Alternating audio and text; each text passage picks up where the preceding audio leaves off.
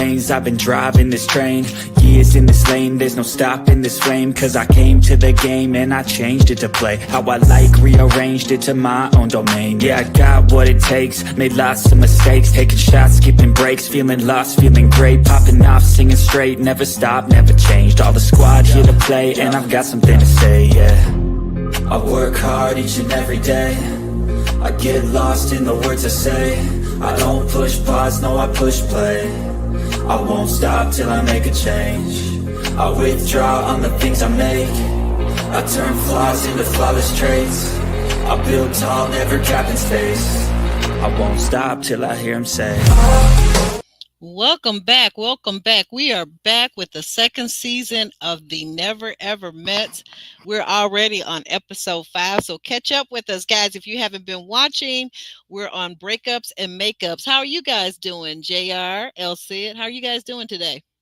All good, thank you. I'm enjoying this long extended weekend that we have here. So everything's all gravy.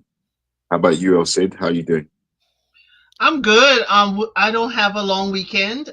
Definitely not. But you know, Cinco de Mayo is tomorrow, and many people are celebrating early. So I'm not, but I'm chilling this weekend, definitely. Gosh, how did it get to Cinco de Mayo already? Oh my gosh, I love Cinco de Mayo, but I love it better when it's on the weekend. Well, apparently it's for the long weekend for Life is Reality, so you know he got it. Yeah, he got it. Yeah, look at him. Got a long weekend. What are you guys celebrating over there in the UK, JR? It's a bank holiday, so usually it's around May Day, May the 1st. Okay. But it falls on a Monday. We have the Monday off work. Oh, okay. All right. All right. All right. And We get about 4 bank holidays a year. oh, 4. Okay. Okay. All right. So not that many, but you know, everyone counts then if that's the case. Absolutely.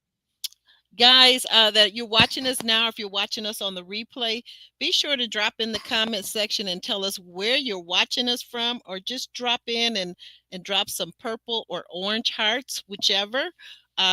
Just to let us know you're listening and you're watching on replay. Of course, you know you need to hit that like button and the subscribe button. You need to go over and subscribe also to El Cid 932 and Life is Reality. You need to check out and subscribe to those channels as well, right? Mm-hmm. Most definitely. Most definitely. El Cid, how are you doing? What's the weather like where you are? It's hot.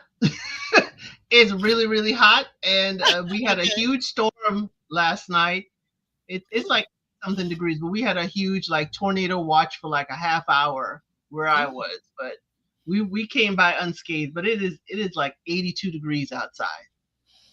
Okay. Wow. Yeah, you guys got it better than us because it's only about 52 here. So, but it's been like up and down. Like tomorrow it might be 72 or 82, and then the next day it might be 48. Who knows? It's Michigan, right? Sounds like schizophrenic weather, like what we get. Yes, very much so. Very much so. Well, you know, Life is Reality. You know what I always say? My inside joke is, you know, Michigan is just southern Canada. So it's almost always cold here until it's not, like maybe about July when it's not cold. Yep. But what'd you guys what'd you guys think of this episode? El Cid, what did you think? What were your thoughts briefly about the episode? I really liked it. This episode was a lot of clarity for me with a lot of the couples. Like what I've been guessing for these past few episodes, I'm like, okay, either tell me I was really on target or if I was off target. I really liked it. Okay. Okay, good. We did see and we saw some clarification and a couple get swept off too, didn't we? JR, They ran. they ran. Yeah. JR, what about you? What did you think about this episode? Did you get any clarity? Yeah, there was a few couples that gave some clarity. Obviously, you're right. One couple jumped in the Uber and headed off into the sunset in opposite directions. I wasn't surprised by that, to be honest. I'm surprised that there aren't a few more at this point. But for the overall episode, it was actually quite an entertaining one. Yeah, it was. It was. It was. It was. I liked several parts of it. It seemed like a few of the couples are bonding more so than others. This couple that we saw, like you said, take the opposite direction in the Ubers. I feel like maybe the energy is up a little bit more now that they're gone. So I think that could be a good thing, possibly for the rest of the couples left in the house. But let's go ahead and get started. We open up, we find our girl Charlie. She gets a call from her mom and the youngest baby, and she is excited. She's emotional, talking to her little baby who she's missing. What were your thoughts about the scene, Jr.? Mm, yeah, I think she's been away for a while, and the baby's only a month old, so of course she should be missing the child. She hasn't been there. I mean, I know she's sending milk or at least pumping, but she hasn't been around for this young baby, and she's kind of put this relationship ahead of being there at this time. Don't know if that's a wise move. Doubt it, but she seems to be happy with her relationship with Jared, and they talked about being homesick and things like that. But I still don't know what's going on with Jared, because he put that he wanted, he didn't see a future with them. He's also said a few times he hadn't, but he didn't say anything this episode to her about any of that. He says that their bond is getting stronger and stronger. So Are you at all beginning to feel or see? Hey there, Kirby. By the way, good to see you. Welcome in. Welcome in. Jr., are you beginning to feel like maybe it's possible that Jared's a supervillain in this? Yeah, I don't know if I'd label him a supervillain. I'd say he's definitely A villain. Real. Yeah, he's a villain. He's not keeping it 100% real. I understand the whole secrets thing, maybe changing the complexion of their relationship, but he hasn't let her know that. Yeah, Elsie, what are your thoughts about this scene and about the possible villain aspect of Jared? I'm sorry, I'm gonna say he's a supervillain because he went all the way. When he said he was just villain, but he became supervillain for me when he said, "I can't wait for us to bring our two babies together and hold them and have them, touch each other, hold each other's hand." I was like, Jared. He said, "What do you say? Like an infinity circle or something to that effect." Yes. Get all our kids together. Like Infinity Stones. He is a super villain. I don't care what JR said. JR, don't go so easy on these men, and I won't go so easy on the women, okay? Now, in all fairness, life is reality doesn't always go easy on them, okay? In all fairness, but this one, I don't think he noticed that supervillain, that whole, gemstone talk. I was like, dude, you so what is his child's mother gonna think that he wants to take the baby as young as it is to be in close proximity to your new woman's baby? I don't know what he's thinking. Yeah, I get it. I think the thing that balances it out for me is Charlie, we're not calling her a supervillain. And like I said, she's left a 1-month-old kid to come and do this. Oh, you got to go that route, huh? You're gonna go that route. So you kind think of like, because she left the baby, you think she's a supervillain? Yeah, like what's that about? I have said that. The baby. I have said that. You're right. I said she's a supervillain. She not only hid the baby, but 2 other kids. He only knew of 1 other. So she's hid 3 kids. You're Right. right. She is a supervillain, and we're going to get to it a little bit later too. Another reason why I feel she's a supervillain, something she's doing to one of the ladies in the group, and she's not telling them what's really up. And so, yeah, you're right. You're right. She is a supervillain. So they're two supervillains that deserve each other, perhaps. Yeah. So that's what I'm saying. So I mean, yeah, I can understand why you would call Jared a supervillain. I would just say he's diabolical. He's a villain, and so is she. Yeah, he's definitely diabolical. He is definitely diabolical for sure. For Mm. sure. For sure. Yeah. So we get down to the kitchen, and we've got Brandon, what is that? Is that Alicia? No, not Alicia. Oh, I'm sorry. Brandon is apologizing to Erwin, to Alicia, yeah, to Erwin's gal. Alicia's over here, and we're actually over her person right now, so you can't see her, but they're all in the kitchen. And Brandon comes in and says, "Hey, I want to apologize for last night. Um, I didn't mean to jump at you about, you jumping in the middle of me talking about my lady. I want to say I'm sorry." What did you feel about this, Elsa, at this scene, and how it eventually ends up with the two of them going outside, Alicia and Erwin? What did you feel about? Did you feel like Brandon's apology was sincere? I know Brandon did want to apologize, and I like that he did it in front of everyone because the argument was, or the back and forth, I should say, was in front of everyone.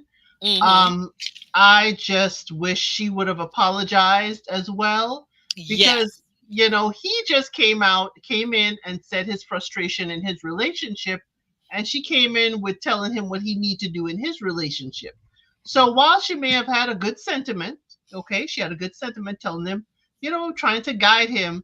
It to me, she came in on a little bit hot, and then Mm-hmm. it escalated him, but she did not apologize at all. She took the apology, and she just like, well, thank you, Brandon, thank you for apologizing, but her thank you felt like it was a flip at Erwin, like, oh, here's a Mm. real man apologizing to me, and Yes. you haven't yet.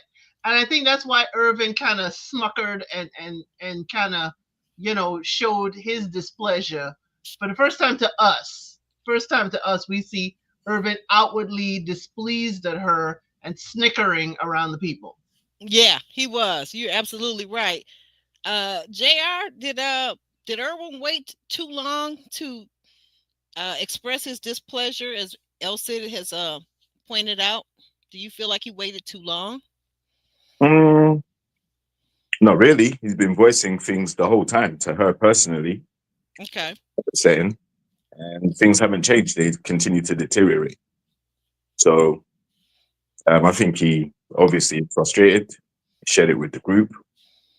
Um, and if we look at what Brandon said after Alicia and Irvin sat down, Brandon said, he doesn't date girls that have that type of energy, that diva energy, that he could never see them working. Mm-hmm. So, I think everybody in the house knows that that relationship was dead in the water, as they say. And even though the apology was made, I think it was just to, cool things over from his side. I'm not surprised she didn't apologize back because she just doesn't surprise me with that behavior. Quite self-centered and she's not self-aware enough. She probably doesn't think she said or did anything wrong, which is her perspective and she's entitled to it. But it didn't to me seem like she was doing anything other than trying to get one over on Irvin. Like you said, like she was trying to kind of make it seem like, oh, a real man's apologizing for his mistake. You never apologize. Mm-hmm. Mm-hmm. Continue to take shots. And I don't think that is the recipe for success. So yeah, Irvin is he's at the end of his tether with the relationship. And I can understand why.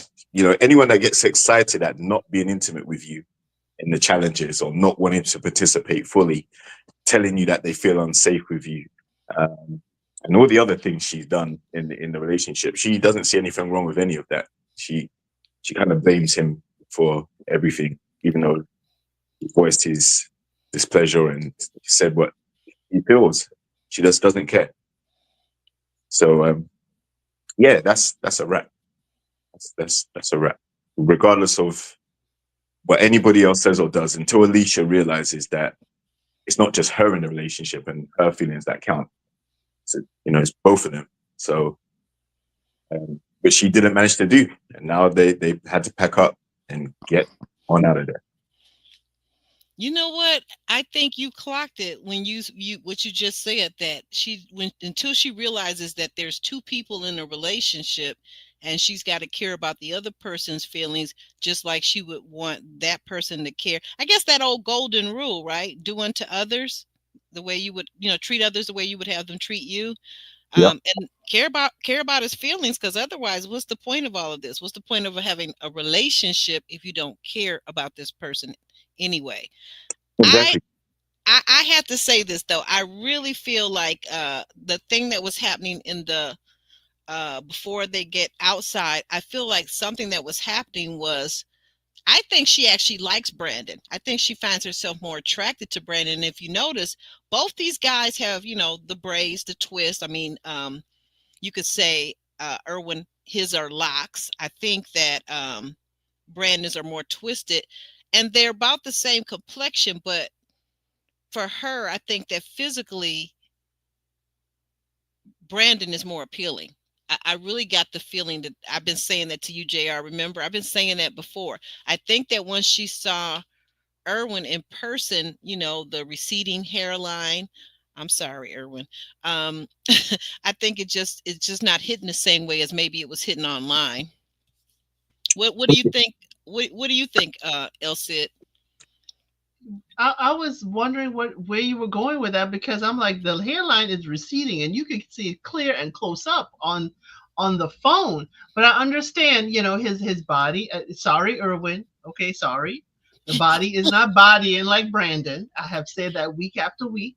But Yeah, Brandon is a Brandon's former body is football definitely player. bodying. You're right. Oh, I can do laundry on his abs. I'm just saying, on Brandon. And she wanted to do yoga, and she did yoga with Brandon. That is her yoga buddy.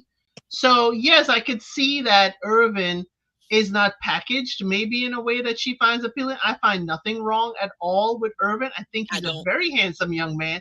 I And do I too. think he's even more handsome in his personality traits. I Yes. Yeah. really do. Brandon is good to look at, but I really, really like Irvin a lot. And it's like, I don't think she can see the gem in front of her.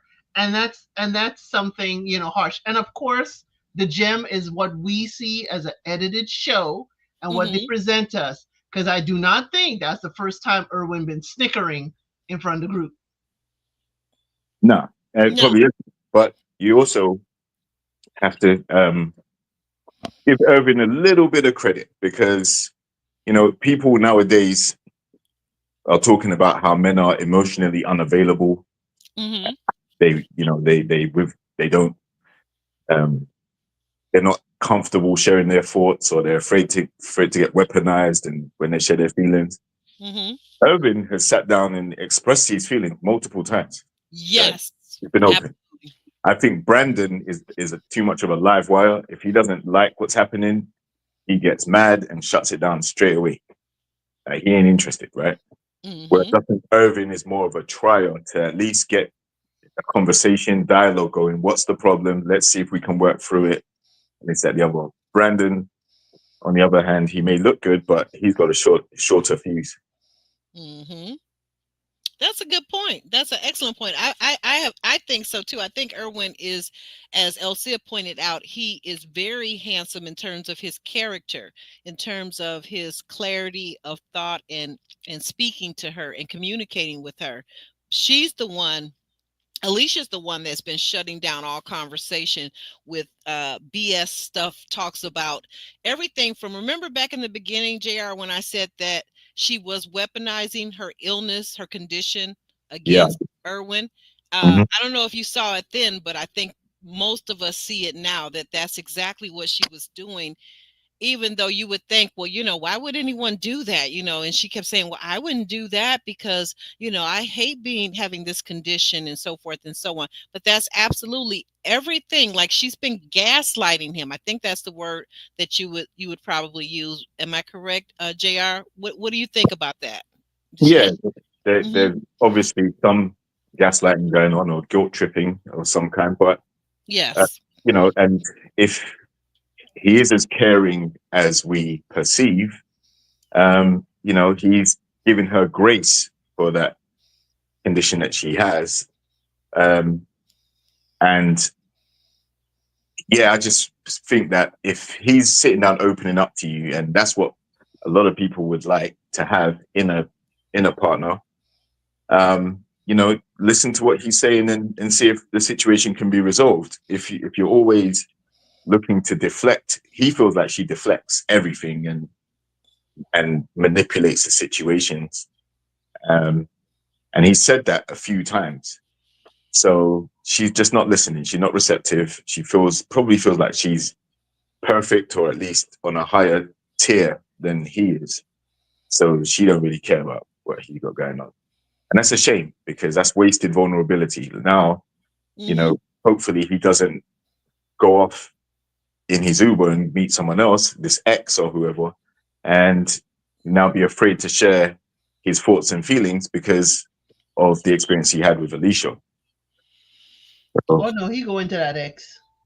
Yeah, yeah. now let's talk about that, because we really didn't. Yeah. Let's go back and kind of revisit that. So he tells her in this, as they're sitting out in the yard and they're talking, he tells her that, oh, you know what? By the way, right before I got ready to come here, I had a call from an ex-girlfriend of mine. Well, actually, she liked the.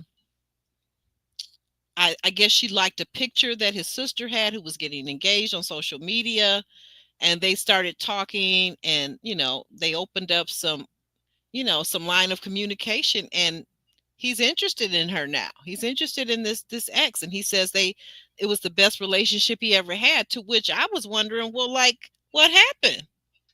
This is the best relationship you ever had. What happened to it? Why were you guys broken up in the first place? Hmm, just probably finished it, I don't think there has to be a dramatic reason for it. Maybe it just didn't work out. But They could have grown I apart. thought he was being petty at first. I thought, what? Why are you telling her that for? It's Yeah. done. But then I was like, wait a minute. Maybe he's coming at this from saying, okay, listen, I had the opportunity to, an ex reach out. I had an opportunity to speak to her and rekindle this relationship that I had with her, or at least communication. And I didn't do it in order to come and meet you, Alicia. And hmm this is how you treated me when I've made that sacrifice to try and see if our relationship could work. So now that it hasn't worked, I guess he feels mad about it, mad enough to want to bring it up. Yeah.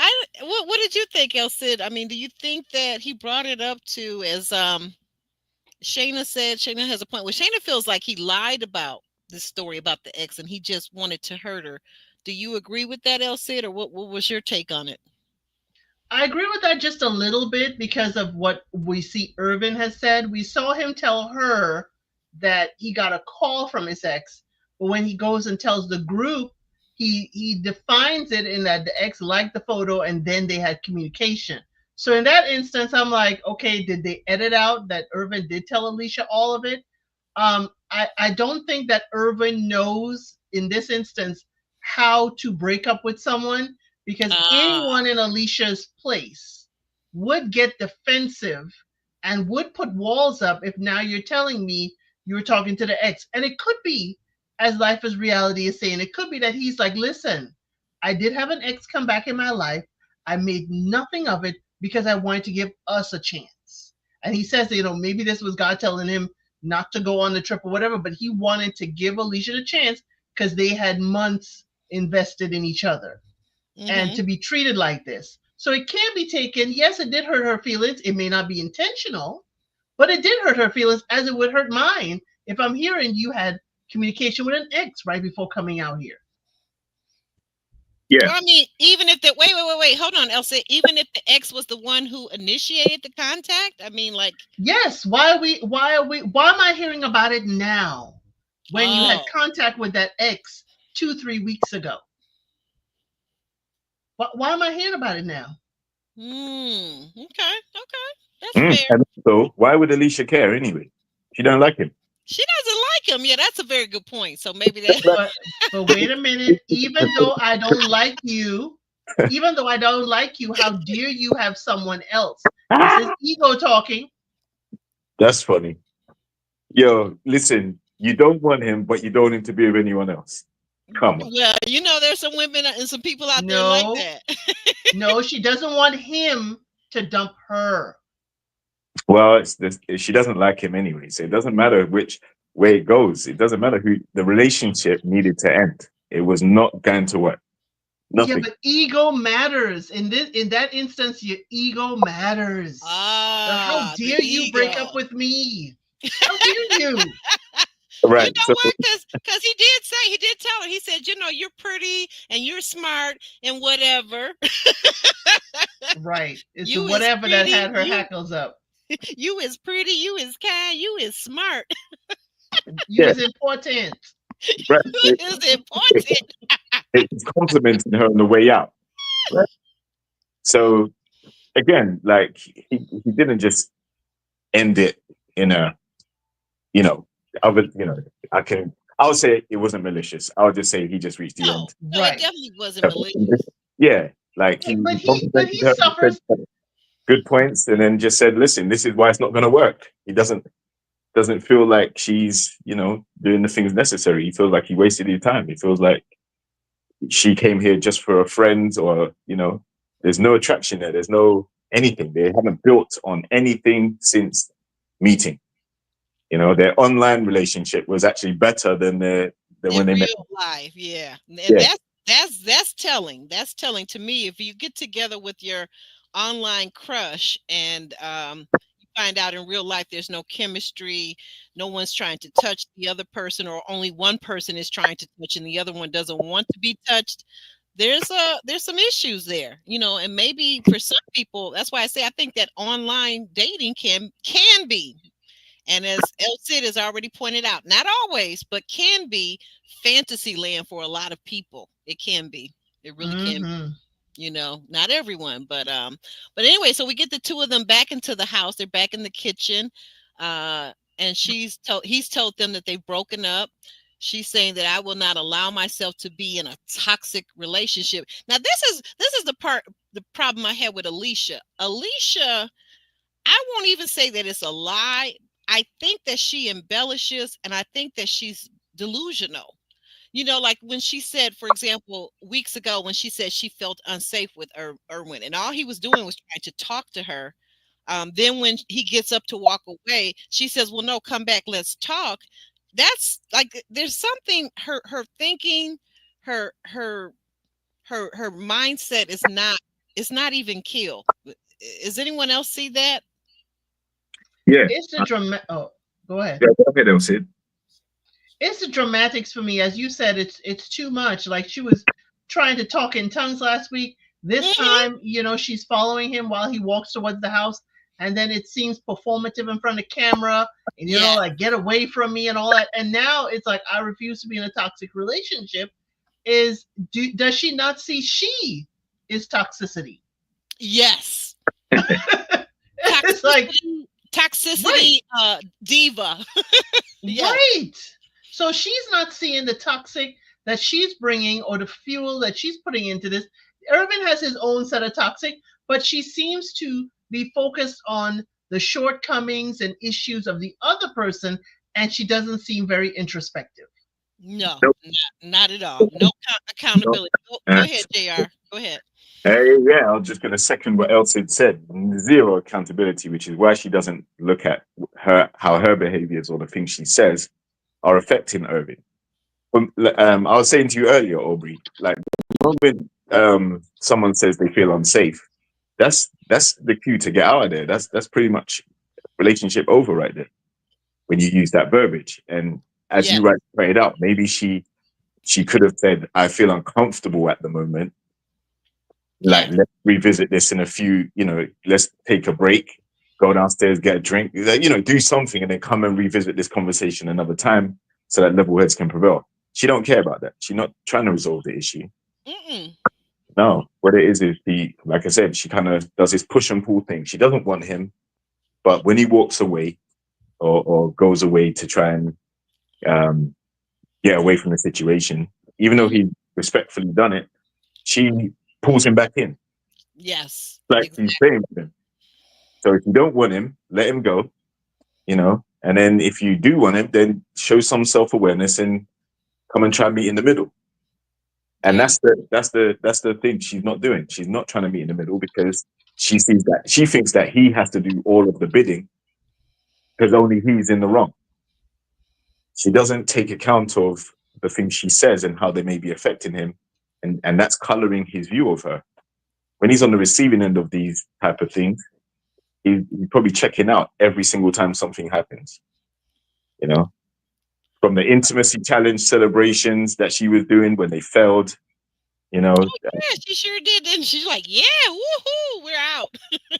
every single challenge, she's just like happy to not be a part of it.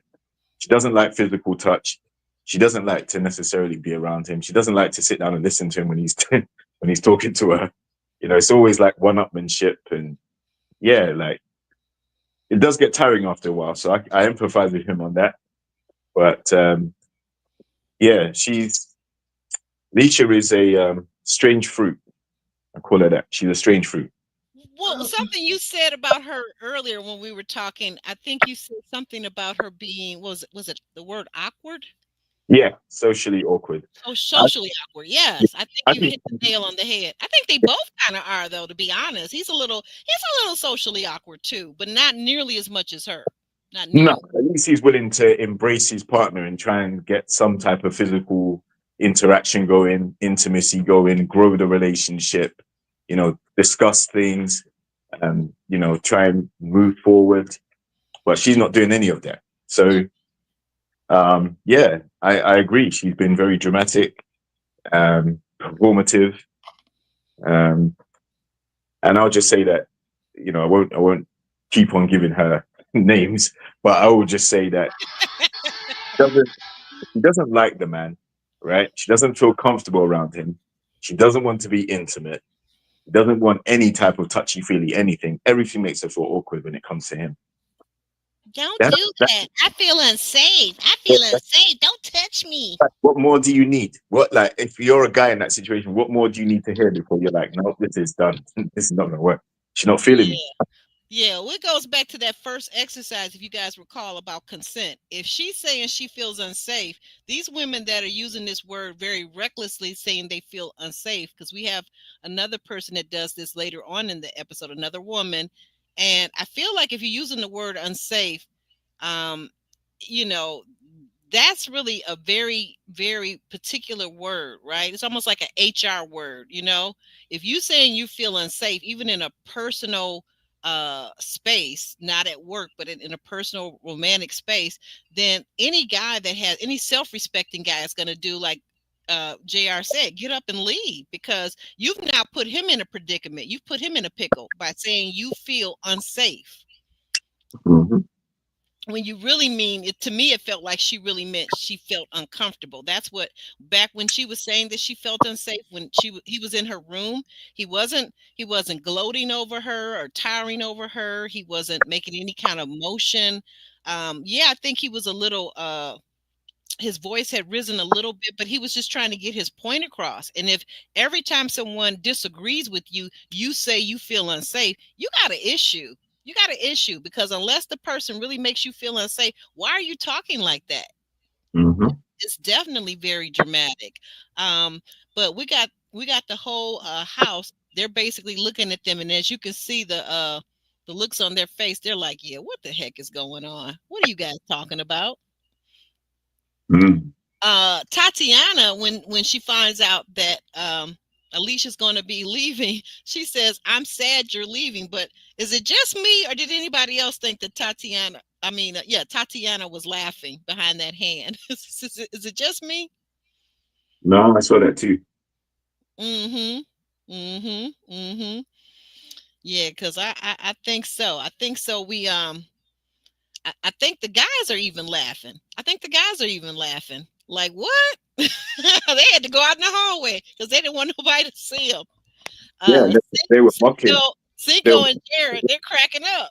yeah, they were mocking the situation, laughing and joking. Even when he was talking, it's like they were You can tell they were trying not to laugh because they kept covering their mouth. Well, I got to ask you specifically, Jr. What did you feel like as a guy? Were they breaking bro code on this one?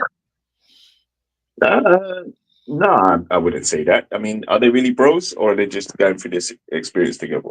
You know, Okay, okay. LC, what was your take on it when everybody, the guys were laughing at their boy?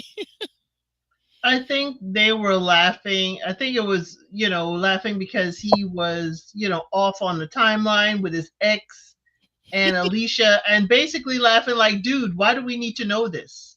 hmm Why do Yeah, we need to know this? You yeah. could have taken this with you in the luggage when you left the house. We didn't exactly. need, you don't owe us a huge explanation. We don't know you. hmm Right. And then we find out from the hostess, all this has happened in only a week. We may see it over 5 episodes, but it's only been a week. hmm So, dude, I don't need to know you. I don't know you. I don't know your ex. You don't need to tell me everything. And then the next laugh is Alicia just walked in like, y'all, we out. I'm out. I don't want to be in a toxic relationship. Basically, Irvin is being emotional in his rephrasing of everything. And Alicia is just a matter of fact. And it's kind of like, yo, wow. That's because she never cared about him in the first place. You don't care. The relationship's done. She's quite cool with it being done. She's not feeling him. But I have a bone to pick with Chris whenever we get to him in this montage. Oh, Chris, yeah, he. You know what? I just think that though too. I got to stick on Jared for a second. I still say Jared is a villain for this part right here. Like Cinco, I can forgive him because he's not keeping a whole secret about just wanting to smash his lady, and then he's gonna dump her because of her kids or whatever reason he wants to dump her. So I really think Jared is the super villain here. I really, really do. hmm Yeah. So Cinco done smashed. So Cinco ain't here for that. He done smashed. Oh yeah, that's He right. done Because she had was the the one that goodies. invited him into the shower on the first day. There You you go. right? Okay, gotcha, Cinco happy. Cinco happy, Cinco celebrating Cinco de Mayo. There you go. But Chris, mm-mm. And then so here we see we've got Alicia once again. I mean, she is very dramatic again. She's just like crying. Uh, um, Lexi is over here. She looking at her with her hands on her hips, like, "Girl, if you don't stop, what is going on?" But Tatiana is trying to be a good friend. She got the handkerchief out and everything. Like, "Girl, come to mama. You can cry on my bosom."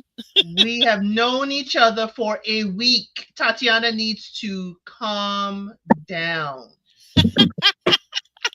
Well, what is it? JR always says they're in this shared experience together. So, baby, it's like on Married at First Times timeline. Like maybe every day is like a month or 2 months. So it could I'll be be technically like 7 months they've known each other. I'll be sad that you've left. I'll be sad. I'll be commiserating, but it's just for me. It was a lot, but I'm not going to be like Chris and call them crybabies. Not Oh, gonna call that's them the part. crybabies. That's That's the the part. part. That's the Yeah. part I'm on Chris' neck for. Yeah, he did. He did say cry baby. He did say cry baby. But you know what? I kind of this part I agree with Chris, and it's not that because he's a man, because Erwin's a man. It's not that, but it's the part about like you saw all of this develop from day one. She didn't like you. She wasn't attracted to you, whether it was the hairline, whether it was the dad bod. Sorry, Erwin. Sorry. But whatever it was, she did not want want you from day one, and you could see that. And she never, even if I say, well, okay, like let's give it a day or two, and she has to warm up. Some people are slow to warm up to other people, even though they've been talking 8, 9 months. She never did do that. And then she jumped from not liking you, not showing any affection or any signs of liking you, to like, you're unsafe. And he, something he said, do you guys remember this line? Because this kind of struck me. When they were outside, Erwin told her, "You tried to make me look like a monster." What did Hmm. you think of Yep. that, JR? What did you think of that when he said that? Could you relate? Yeah, man, that's how he felt. And again, if he's expressing that, that's how he's feeling. And what's her response? You know, it's defensive and not taking accountability. But yeah, like I think that's why he's so frustrated. It's like he feels like he tried to make it work, and it just wasn't being reciprocated on the other end. And like I said, she made so many signs that gave so many signs that she's not interested in him. So yeah, and trying to make him feel like that, or look like that monster that she's portraying him as. I'm not surprised that she's playing that type of victim. I was surprised that the Kleenex came out. Why are you crying now? You just walked in and said that you were happy that relationship's over and everything, and you're going home. So maybe she misses the girls more than she gonna miss the relationship and everything. There you go. She wanted that girls' trip. She wanted to hang out with girls and Hmm. Yeah. not necessarily have him hanging on. But yeah, Oh, another I just didn't another understand. another possible Alyssa, like, I'm a good person. Right, because you've known Irvin for 5 months or so, Hmm. and you've been talking to him and sharing all kinds of stuff with him, life plans, yet you are more torn up about leaving the ladies that you've met only a week ago. Hmm. Hmm. Yeah. That's true. That's true. She does seem to be more sad to be leaving the ladies than she is to be leaving Erwin. But you know what she said basically on her way out? She said, "Hey, you know what? I know I'm going to find real love. I'm going to find what I want. I need somebody to make me laugh, and somebody that values me, and all those good things." Mm. The other thing is, the other girls in the house knew that the relationship wasn't going to work. Charlie sat down and she was like, everyone can see that it was not going to work between them. So, they kind of was expected to leave at some point, almost. There was no going back as far as the other ladies or the other group, the other men in the group were concerned. So they clearly saw things as well as what Irving was describing. And Alicia seems like she's oblivious to what everyone's seeing and even what Irving's saying. So home time. Well, she says, "Thank God for my peace," and she's like, "Deuces." I just think it's so funny though that she's talking about all this peace, and she talks about toxicity. And as you pointed out, JR, she's very toxic herself, or El Cid. I think that was El Cid that also pointed that out. She is very toxic. She doesn't take any accountability. I don't think she actually sees herself, and that's part of her delusion. Yeah, I agree. Yeah, she doesn't see herself, and she doesn't see that she does not bring what she is looking for. And that's No. going to be what's going to trip her up a lot. If you wish for peace, you need to bring that peace no matter what is going on. And she's not at peace with herself. Yeah, that I think Latasha hit the nail on the head too. You're right, Latasha. Why he was trying to get her to react, I really don't know. Because if you determine this person doesn't care about you, why all the stories about your ex and you getting back together? This girl, she could care less. She doesn't care about you. So it does seem kind of odd that he was trying to get her to react. But ultimately, she's out of there, and she's ready to go on down the road and make her next to be movie or whatever that is. um, we have the group basically getting together at an improv club, um, where they're being told by Jordan how they're going to do some exercises to help them uh, building their relationship with one another, the couples. So we get them all up on stage, and he says this is the circle of trust. What you have to do is close your eyes, and you're going to go to the edge of the stage, but we're not going to let you fall off the stage. We're going to keep you on the stage. So he picked out Brandon, and Brandon immediately went over to his boo and gave her a great big hug. What'd you guys think? What'd you think of that, Elsie? I thought it was cute for what it was. But he had to be looking. He knew where she was, and he said he just wanted more affection. He wants more affection from her. Yes. And it seems like the only way he can get it is to put her on the spot in front of everybody. That Hmm. doesn't bode too well. But it certainly was a cute gesture. And then he went on and did the item, did the exercise, I should say. So Yes. it was fine. It's about building trust this week, and there's some folks in the group, including Brandon.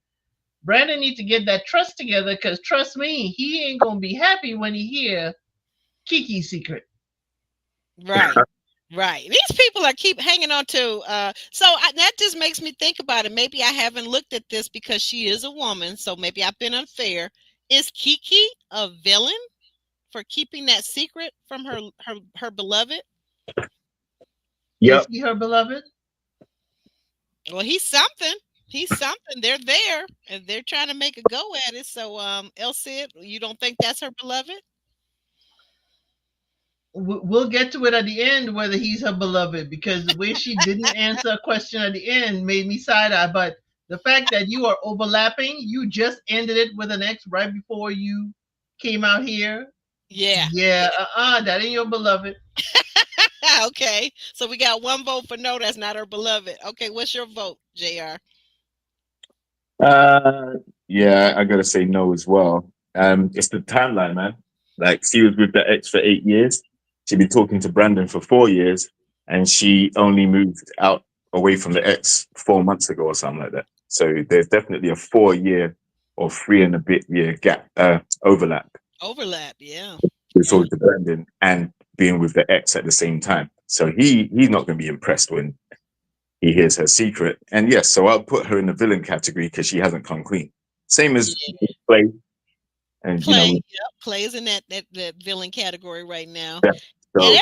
And So he especially though too, because he's up to no good with his not only is he holding back a important piece of information, so he's lying by omission, but also he wants to smash, so he's just being, ugh, very A bad. sleaze. A sleaze, yes, there you go. yeah, so Kiki isn't being a sleaze, but she's withholding something that's very vital. Um, I don't know. Is she? Do either of you think she's actually going to tell Brandon? And if so, like, do you think she's actually made it worse by waiting so long? Absolutely. Absolutely. I think she's made it worse by waiting so long. I think that honestly, and I guess he probably wouldn't have came, but honestly, she should have told him before they even got to this point, before they even got there to this residence. She should have told him uh online what was going on or what had been going on, and allowed him to make the decision whether he still wanted to meet her face to face. What do you think, Elsie? That's a good question, JR.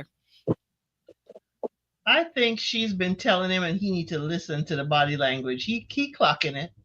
Hmm? Oh, well, I mean, He body clocking it. language. You think he's clocking it, but I mean, She that won't could hold be his hand. No right, affection. Nothing. but that could be anything. Now, how he jumps from no affection to you've been living with your ex for 3.5 of the 4 years It we've been means talking. How do you jump to that, Elsie? you have a blockage. You have a blockage from receiving my affection and giving me affection.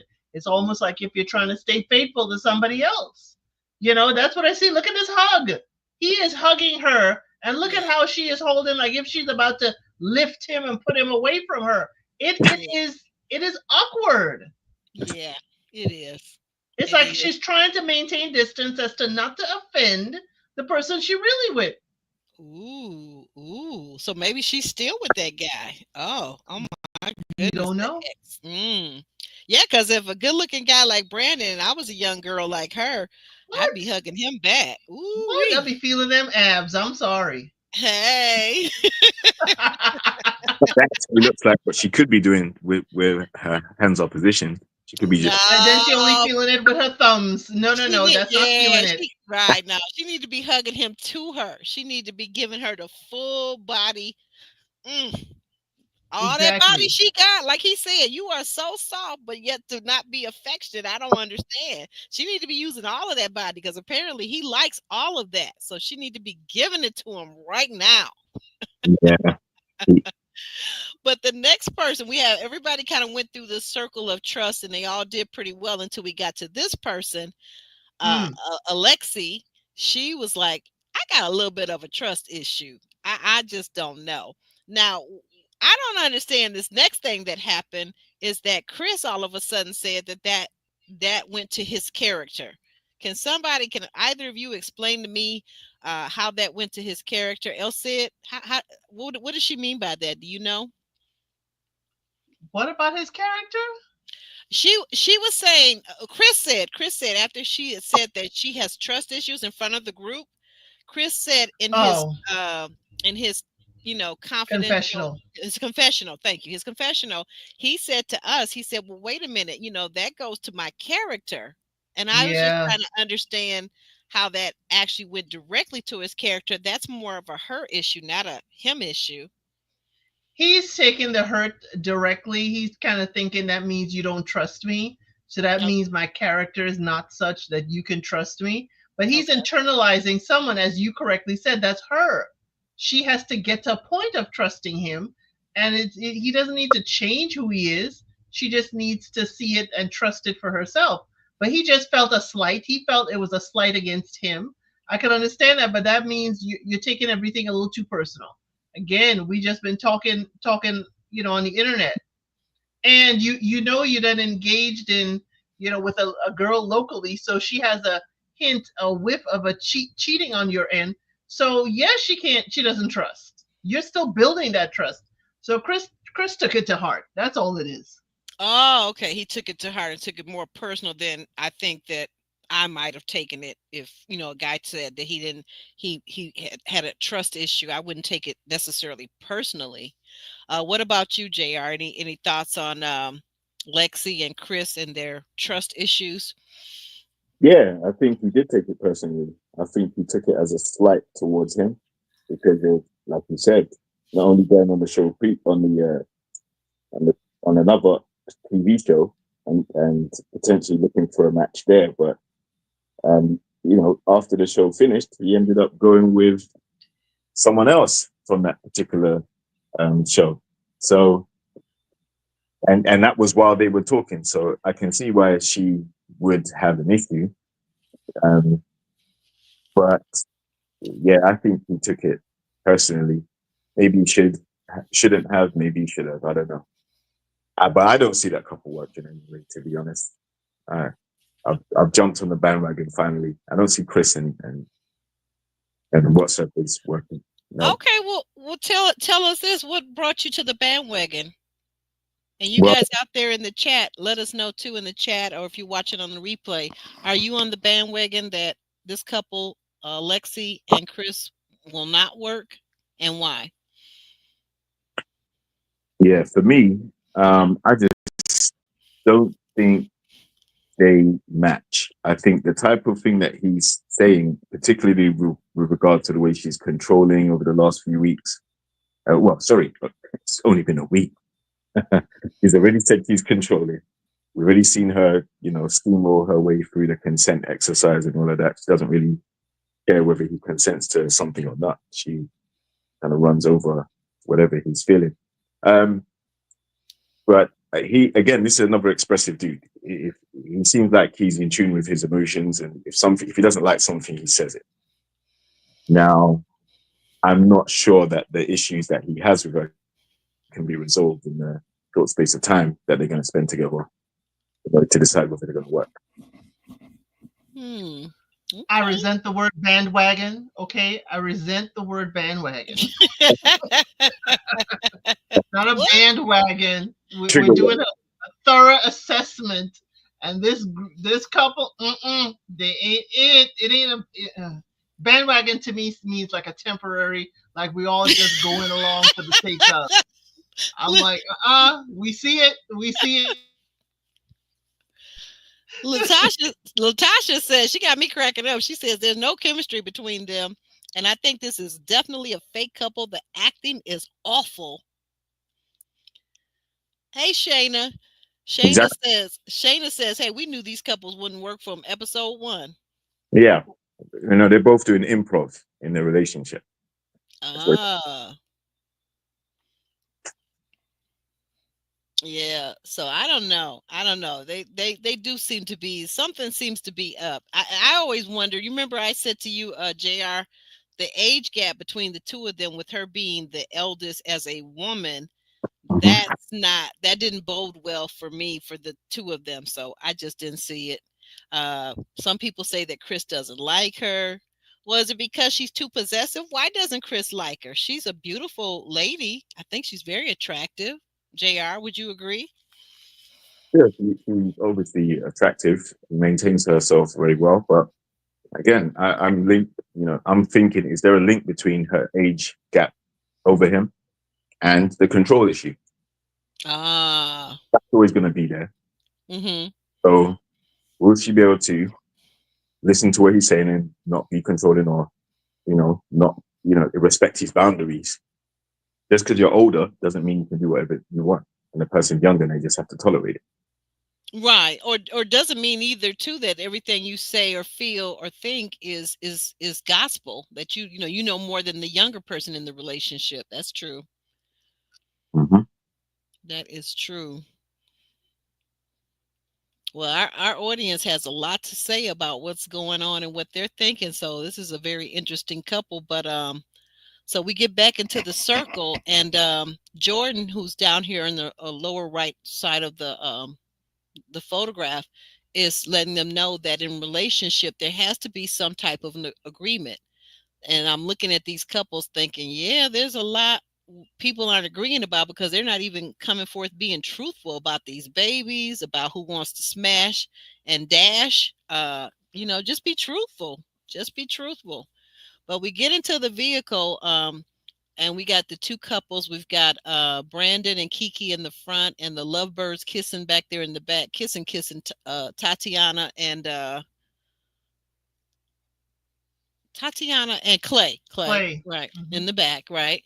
And so Brandon wants to know. He says, well, how do you think the improv did it bring us closer together? And Tatiana starts answering, and I'm like, I think he's talking to his woman, Tatiana.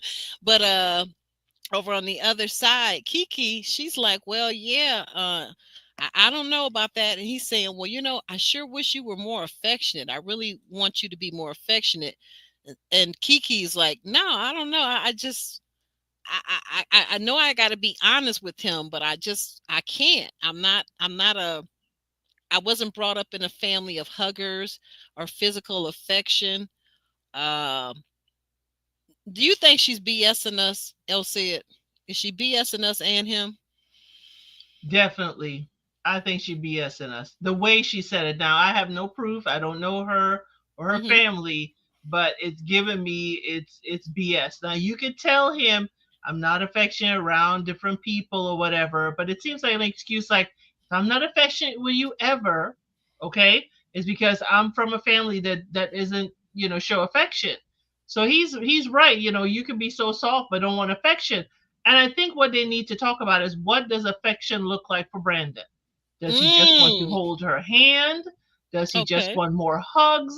She just completely dismisses the affection without asking, well, Brandon, what affection are you missing out on? While these two kiss loudly in the back and we hear their lips smacking, Right, right, while we're having right. a relationship conversation, they're necking in the third row. I mean, they kissing back there. They kissing. I was perturbed by it. It's like read the room, Tatiana and Clay. You have a Yeah. couple that are both are sitting as close to their respective windows as they could, and two of you are all up on each other, loud kissing. I'm sorry. That just Mm-hmm. perturbed me. That's what I Mm-hmm. was about to say. Like, if you look at the distance between Kiki and Brandon, Right. there's Right. them there, right? And as the caption says, the subtitles, I think she's right. This is why she's distancing herself. She can't bring herself to be intimate because the secret she's holding is just weighing on her too much, and she's scared to release it. So it's going to continue to create issues until she comes clean and tells Brandon what's been happening. And if it's affecting the intimacy and the contact and the way that they are together, then he's going to pick up on it sooner or later. And I don't know if she even has the courage to fess up about what's been happening.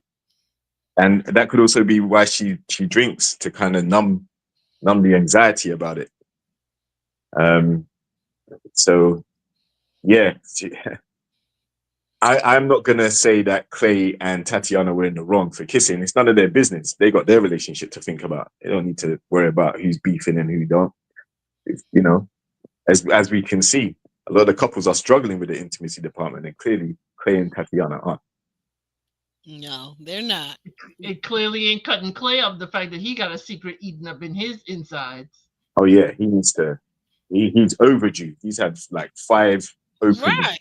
goals. So imagine how Tatiana gonna feel after all this necking and kissing in the third row. He all Mm-hmm. over you all over him, and then this is dropped in your lap. Now Exactly. you feeling like boo boo the flu with air on your face. Beautiful. Oh yeah. Listen, she's gonna be volcanic when she Right.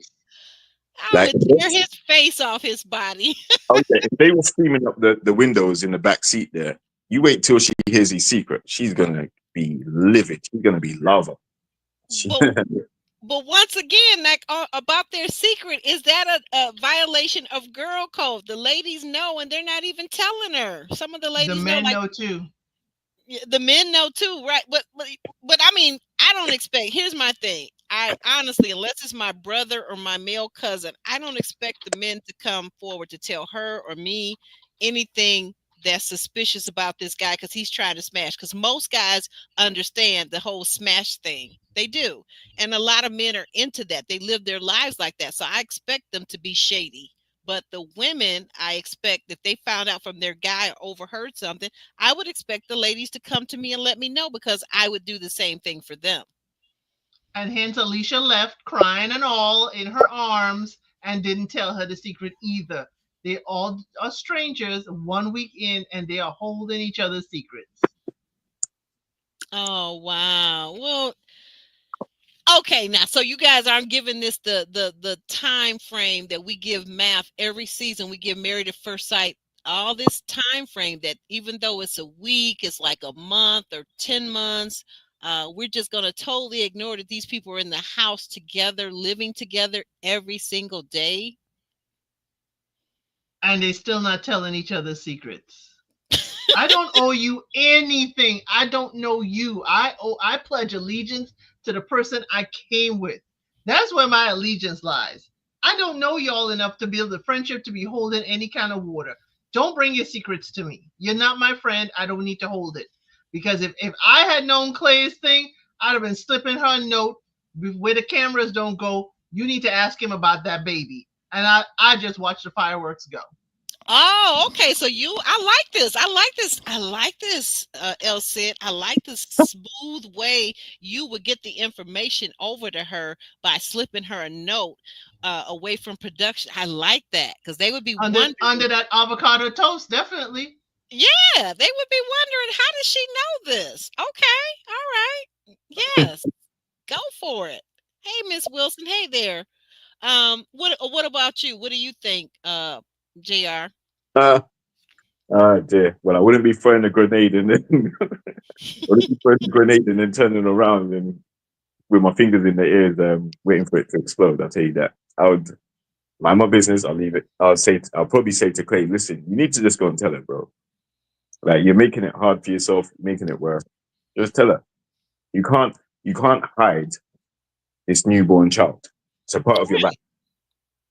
Right. Like if you made the mistake, in fact, no, it's not a mistake. If you made the wrong decision to get another lady pregnant Mm-hmm. whilst you're courting or dating Tatiana, then you need to kind of come clean with that, because that's a mistake that's not going to go away. It's going to grow to at least 18 years before it leaves At your, least.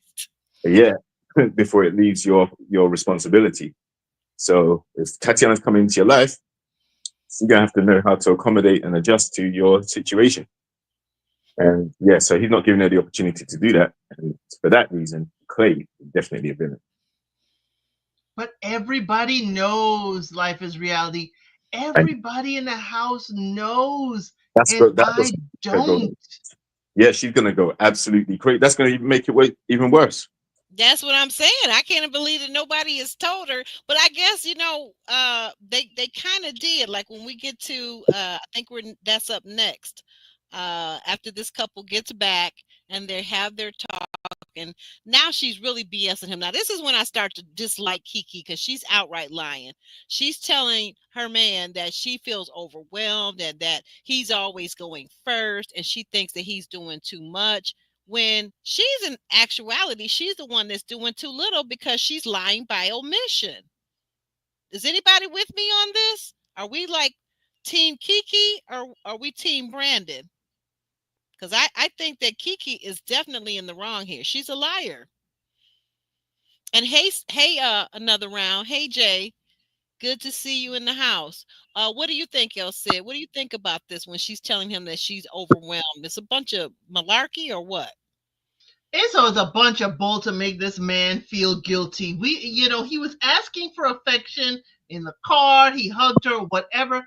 It was some bull to kind of push him back, to make him feel like he's the villain, like he's doing something wrong. I did not like this. I was like, Kiki, you could have said this in a different way, saying, let him be him. He wants to go first. Let him go first. Just say, hey, in the couples thing, before you volunteer us, could you volunteer me? Talk with me. Let's get an eye contact before we jump in. I just didn't like this at all. I didn't like this. It was like being, taken to the principal's office to the side to have a conversation in the hall about your behavior. And I was like, Kiki, you're more upset with your behavior and lack of telling him what's going on. And I felt like she was chastising him. Mm-hmm. Right. Deflection, manipulation. You could even call it gaslighting. All of that. Mhm. Awful, All bro. of that. All of that. The women are getting on my nerves. They got these nice guys, good looking guys, sexy guys, guys got body, body, body, and you just doing them all kind of wrong. Like what? What is going on here? What is going on? Okay, Shayna says that maybe the ladies are being loyal to their men, but I wouldn't be able to hold that. No, I wouldn't be able to either. I wouldn't. I mean, to me, it's a break of girl code. It's decency, just common decency. Forget girl code. It's a break in common decency. I would have to ask her, you need to talk to your man. I think there's something that you need to know and he isn't telling you. Um, it's getting around. There's a rumor going on. I can't say what it is, but if you ask him, I believe he would tell you. Really? He ain't told her all this week? No, that's true. That's Okay. true. You say that. Yes, he hasn't told her all this. Well, yeah, that's true. That's true. He just keeps putting it off. He's looking for the right time. The right time. Jay says Kiki has a classic case of trying to get over one by getting under another. But she ain't even trying to get up under him. She's running from him. Look at the way they were sitting in that car. They Look were at how they sitting so standing now.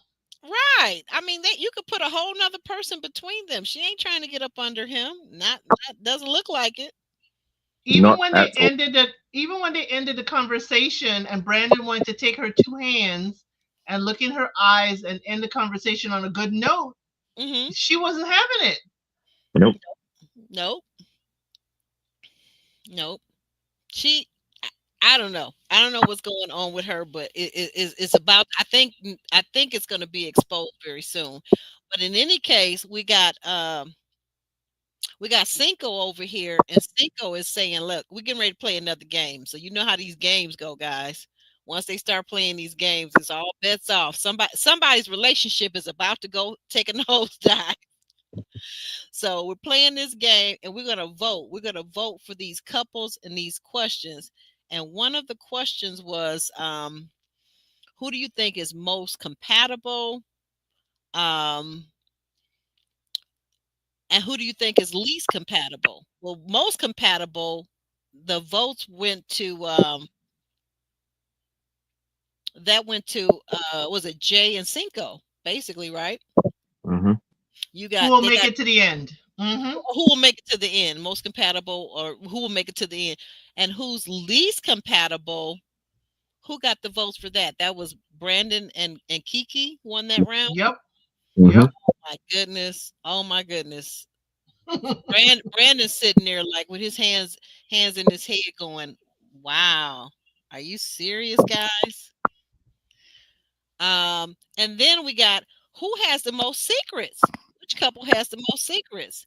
And over here, you got Tatiana saying, "Man, it's almost unanimous. That's crazy." And she's just giggling and kikiing. I'm like, you need to be asking questions. What did you think, El Cid, with the with this game? What did you notice about the body language and the results right here with Tatiana? What would you We do if have you one more question. Who needs the intimacy suite? and who needs intimacy suite? Thank you. Thank you. Um Chris and Chris and Lexi. Ooh.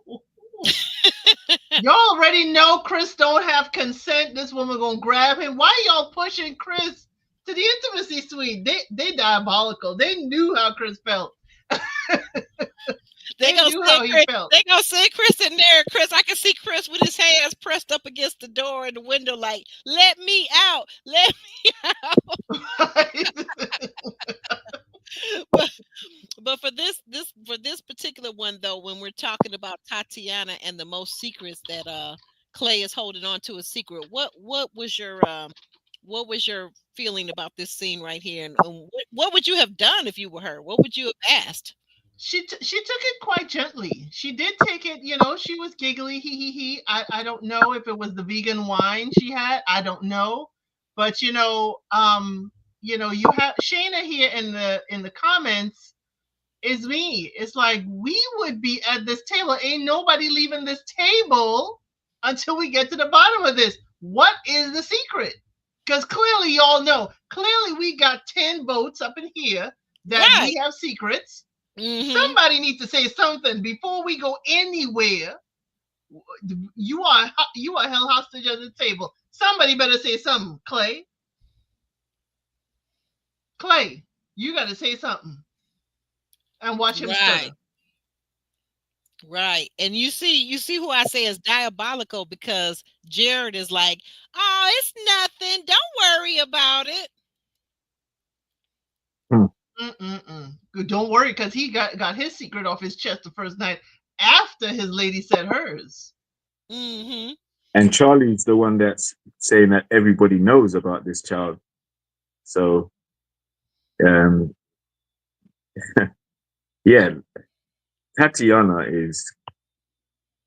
she's gonna be rightfully upset, and Craig needs to realize there's never gonna be a perfect time. The longer he waits, the worse it's gonna be. Now you're kissing each other. Now you're building bonds and getting closer together and all these different things, dude. That's gonna make the situation worse when she finds out. Because now there's more investment and more time together. But as Elsie pointed out, it's only been a week. So I don't know what he's planning to do, but he needs to do it pretty quickly, because I'm not sure how long they're actually meant to be in the house together. Yeah. Yeah, definitely. Definitely. She needs to know. She needs to know. These two, they haven't been have they, or have they not been to the boom boom room, Tatiana and Clay? They have. Oh my. She said cuddles only. She said her boundary was cuddles only. Oh, okay. Okay. We Uh, don't know if they lived up to that because since the intimacy suite, they've been really up under each other, but cuddles can do that too. Okay. yeah, that's true. She has, you know what? She has been. I noticed, like, even in the this episode at the improv, she was like so into him. She was just all hugged up under him. So I don't know. I don't know if I'm not sure if I'm buying just the cuddles only though. That's why Clay was quick to try and jump bones to get her attached. Hmm. Well, we get a guest. We get a guest to come to the house. Everybody said it what we wanted to about the game. Hmm. El Cid, Jr. Yeah. All right. So we get a guest coming over to the house. Uh, wait a minute. I'm sorry. I think I got photo out of order. Okay. Well, Oh no, that's Tatiana and not Tatiana. Sorry, Brittany and Ty having a conversation before the guests. right, right, right.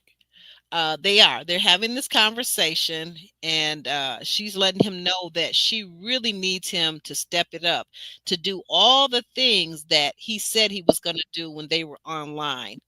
um JR, is that, in your opinion, is that expectation unrealistic, or what is your thoughts about her expectations of Ty?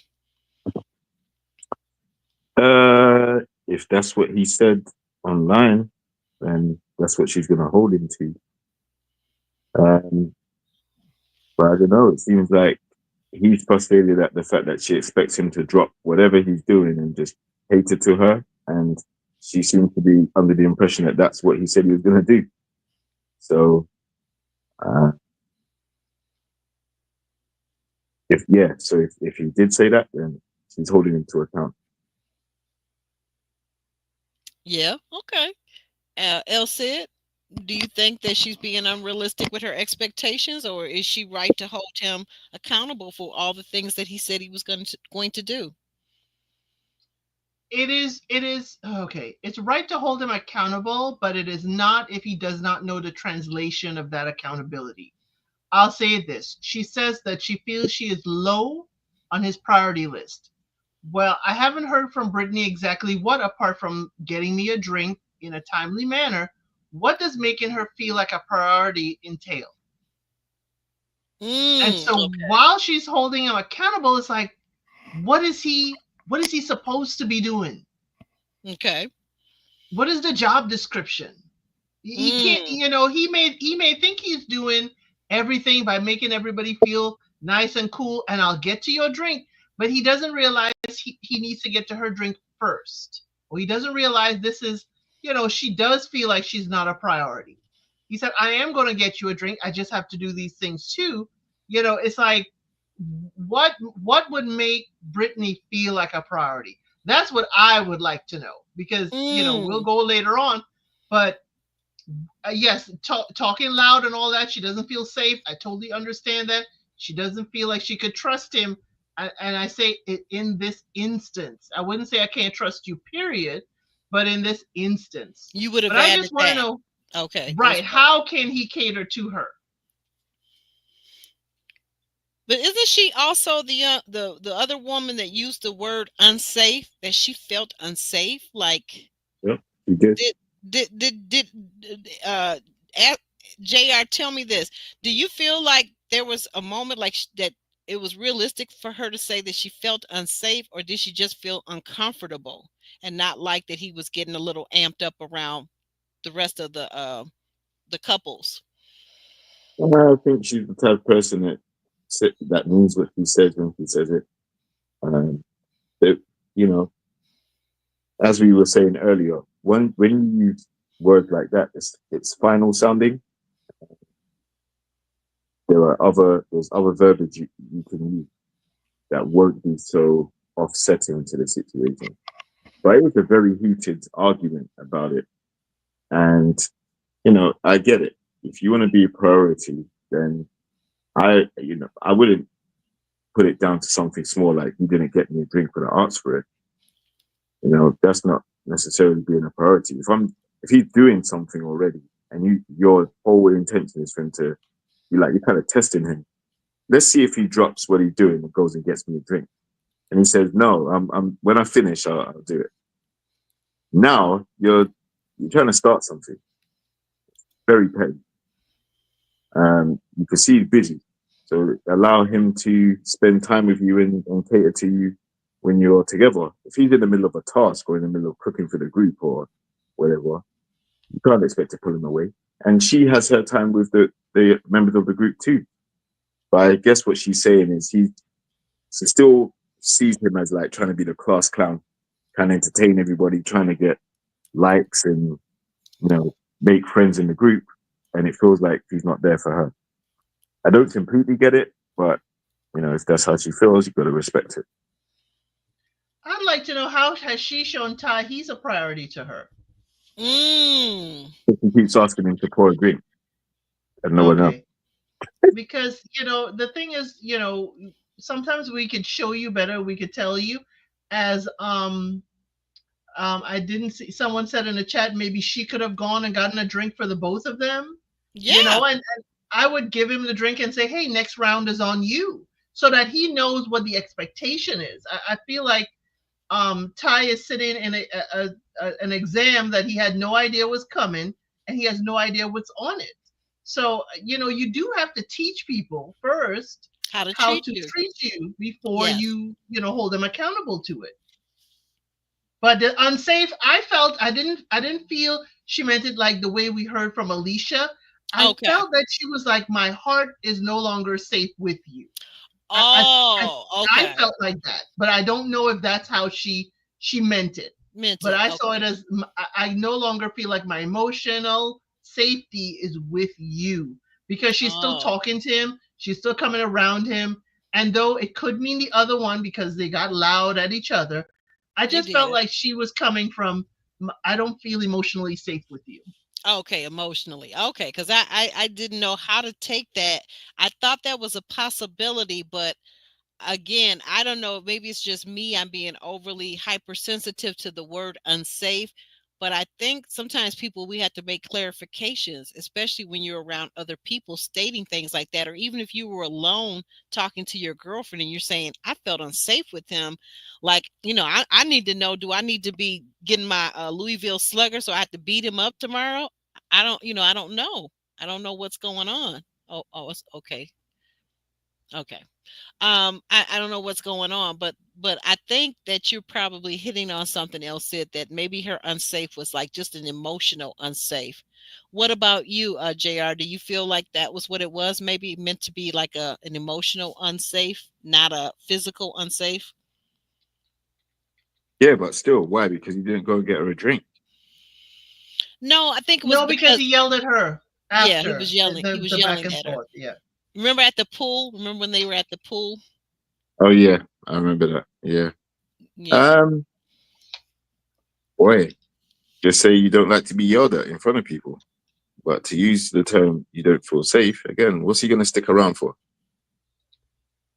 Like, the more time, like, once you've said that, at any point in time after you said it, and he continues to stay, he could be in a problem. So, you know, I think the verbiage was wrong for the situation, a bit too strong in my opinion. But I get it. No one likes to be shouted at, and she was shouting back too. She was yelling too. It wasn't like she was meek and mild about it. They had a full-on shouting match. But it wasn't a good look for Ty. You know, if she's asking all these things, I get it. It must be kind of embarrassing as well. You're in front of the group and your girl keeps asking you to go do stuff while you're in front of the group.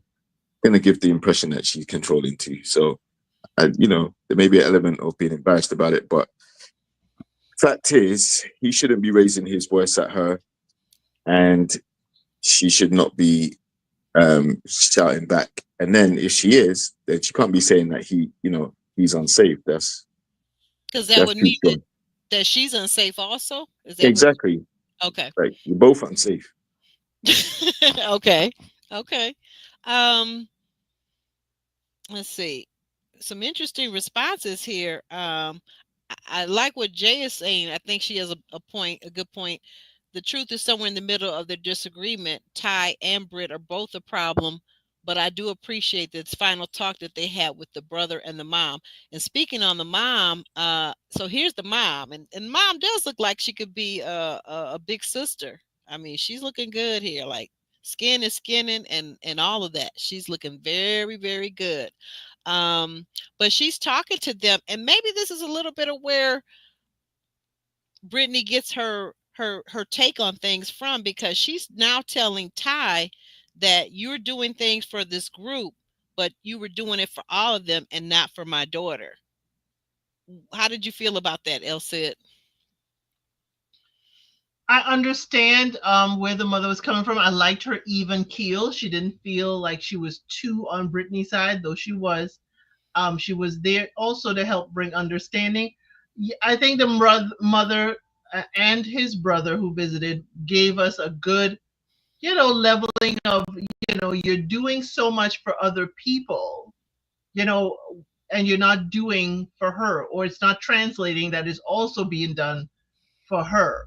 So she's like, keep your eye on your lady, because that's where it lies. My thing with them was when Ty said that he can't outdo what he did the previous day, because she said every day he should, impress her.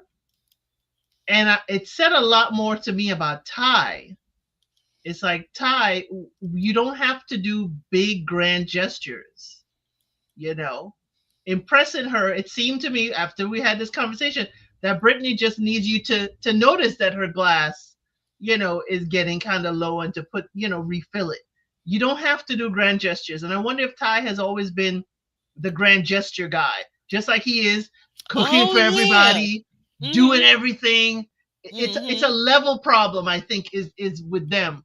It's a level problem. He's at this level up here, and she's like, you can keep it even keel. Just think of me every day, and I'm happy. I just think it's a level problem. I don't think Ty understands the little things matter.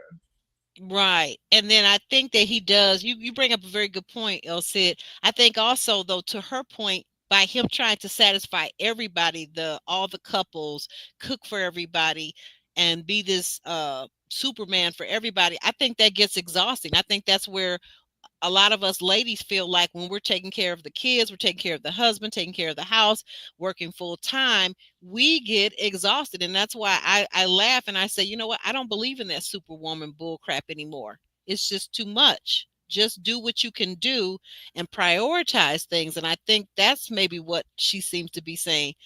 Tamasha, hey there, girl. Tamasha, 1 in a million. She says, he shamed her when he yelled at her at the pool. He called her old girl like he had just met her at the liquor store or something. Ty over obligates, and when he is called to responsibility, he gets upset. Yeah, that's exactly what I see too, I Tamasha. can see That's that. I can see Ty as someone who tells hmm everybody yes, and then gets overwhelmed when he can't do everything for everybody. Mm. He, to me, I just see him as like trying to adopt some type of Papa Bear role in the group, where he feels like he has to provide libations and food for everybody, and jokes and comedic timing and stuff. But yeah, like I said, while he's doing that, that's when she's choosing to ask for something specific, and that's why he's getting pissed, because he's like, "Listen, you see, I'm doing something already. Just wait." And then that's leading to her feel like she's not a priority. So it's a domino effect.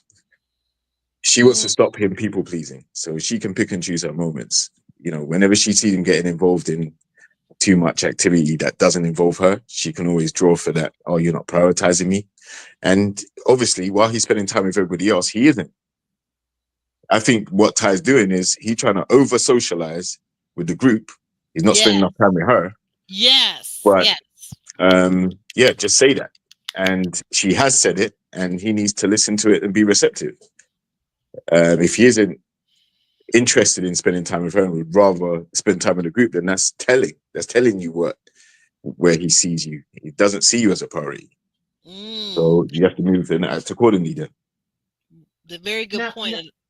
Go ahead, Sid. Go ahead, Sid. I have a question. I don't know if anybody else thought that, Brittany had like the cheating codes to this, but when she told us that she knew Ty's brother for 15 years, I said, yeah.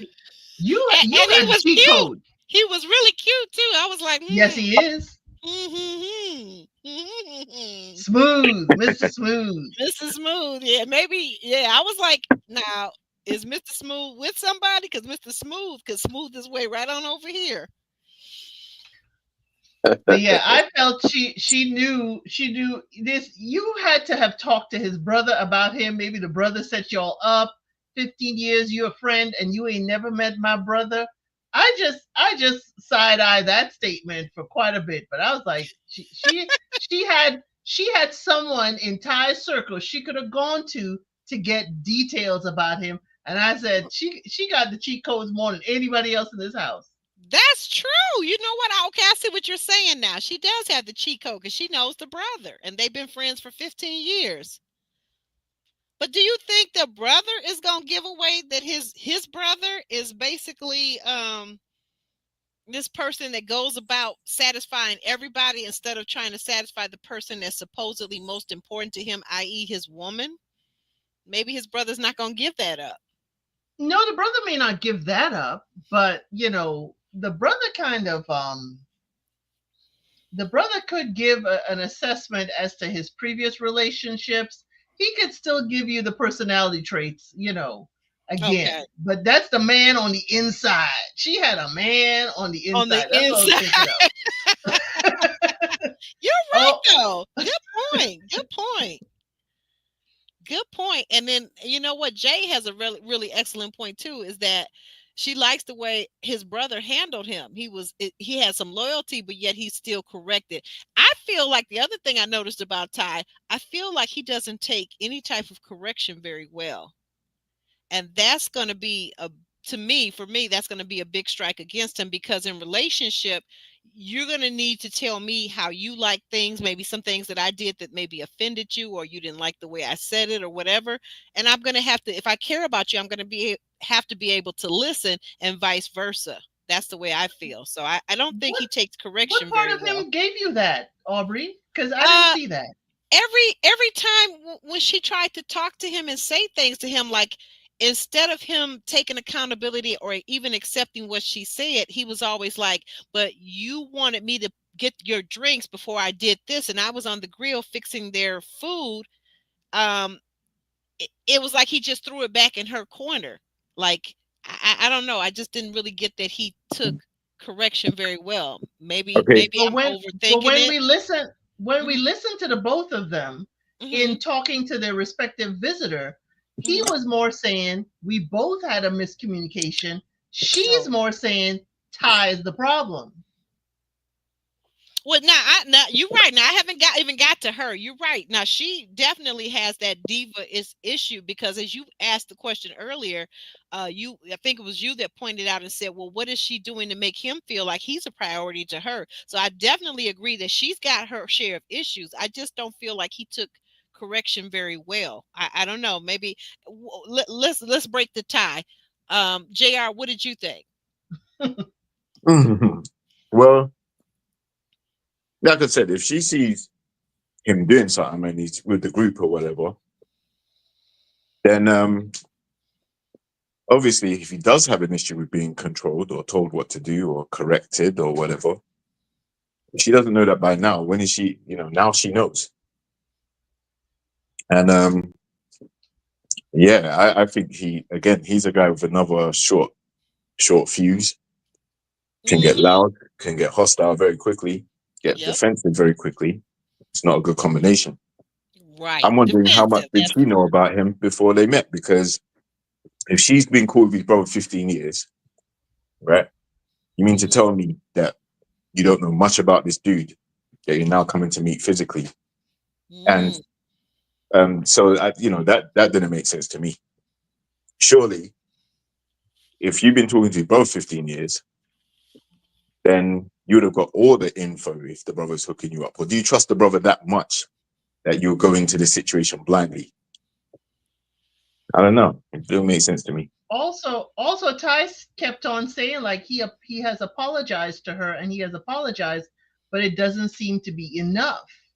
So I can see that part, Aubrey, but I don't see it to the point there that he hasn't seen that he's made a mistake. He has apologized for it. He's trying to move forward, but she is still telling him, hey, you were wrong, you were wrong, you were wrong. Now I see this as a bigger problem outside of this house. What's that? Okay, this whole Ty making sure everybody got something to eat, making sure everybody's good. Are we gonna have a problem, ma'am, Miss Brittany, when Ty probably gets an affinity for your son and spending more time with your son? Is that gonna be a problem? Wait a minute. Say that again. Say that last part again.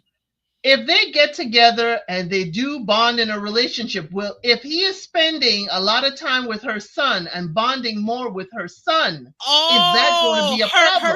Her son, Her Brittany's son. Okay, Because I can see Ty. Mhm. Yeah, I can see Ty jumping into that stepdad role, trying to be the best stepdad in the world. Yes, Is that going to be a problem? yes. Overzealous, yes, Of yes. course, it will be a Right. problem because she's not going to be a priority no more. While he's bonding with the child, he's not bonding with her. And you know what, you guys just hit on you guys, all of you just hit a nerve with me, because you know what I think, and what I just recognize is that I understand why this need for attention, this need for pampering, this need for for him to do the things that, first of all, that he said he was going to do. She's a single mom. I almost forgot about that. Brittany is a single mom. And the thing about being a single mom a lot of times is you're pouring into your child or your children, and nobody's around to pour into you. Right. You want somebody for you. Right. Yeah. Look, Like, another couple that's not going to work. All right. Simple. Oh, you They're just not go going to work. short-handed for us all. They're arguing already Well, like this after a week. All right. It's not going to work. well, here don't we No. have Ty be playing that PlayStation with her son all day. Exactly. As soon as she hears the beep, beep, beep from the PlayStation being turned on, that's it. Go fix me a drink, Ty. But can't you see I'm bonding with your son? I'm not a priority anymore, am I? You said I was going to be a priority. Come on, rap, sir. look, I want to be a priority even over my children, doggone it. Yeah, now Well, that would well, be come and wicked. play PlayStation 2 then. That would be wicked. That really would be wicked. Because he Well, gonna want to be the soccer dad. He gonna organize with the team. He gonna be probably be assistant coach on the baseball team. oh It's gonna yeah, be too much. Too yeah, much for, yeah. for Because Brittany. she wants the attention, and she wants the pampering. And you're right. There has to be. Who was it that said it in the chats? One of our subscribers said it in the chat that basically she has a very immature side to her. And I wasn't seeing that in the beginning, but I'm beginning to see it now. She definitely has an immature side. They both do. I feel like they both do. And Agreed. in order for this to work, they are both going to have to grow up. And they're already grown. Right. But they're going to have to grow up emotionally, because, as my godmother loves to say, it's not all about you all the time. It's not. It's not all about Exactly. her. It's not all about him. And by her being a single mother, I mean, like we talk about priorities, where are we going to put the child at? Where are we going to put her child at? Is the child going to come third in place, or second in place, or what? Now that Irvin has left, Brittany, she's the eldest. Well, no, she ain't the eldest. Alexis is there. Brittany is 40. Ty is 38. When are we gonna grow up? Exactly. But like I said, her mother, it was something that her mother said earlier on. Her mother was kind of co-signing.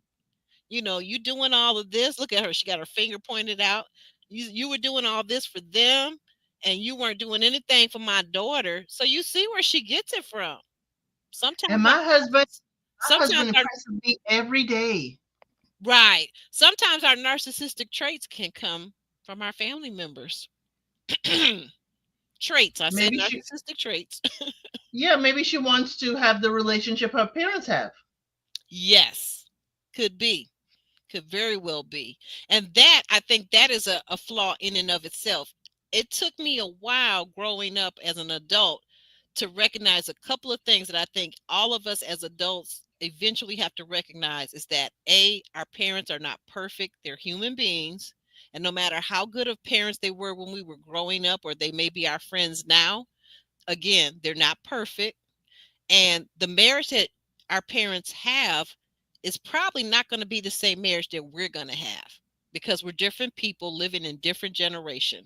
So it's just probably not going to be that. And they don't make, I got to say this, they don't make men and women the way they used to. JR,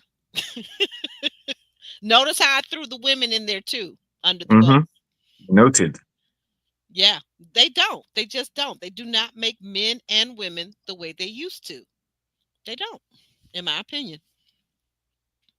But anyway, so this couple, they seem to be doing a little bit better. They've had the talking to, and hopefully things are going to get better. And he even decides at the end of it, after the guest has left, her mom and his brother, he decides to rub her dogs. He decides to rub her dogs. Elsie, was that a good start? What do you think? Hey, if Brittany likes it, I gotta love it. I mean, if she like it, I gotta love it.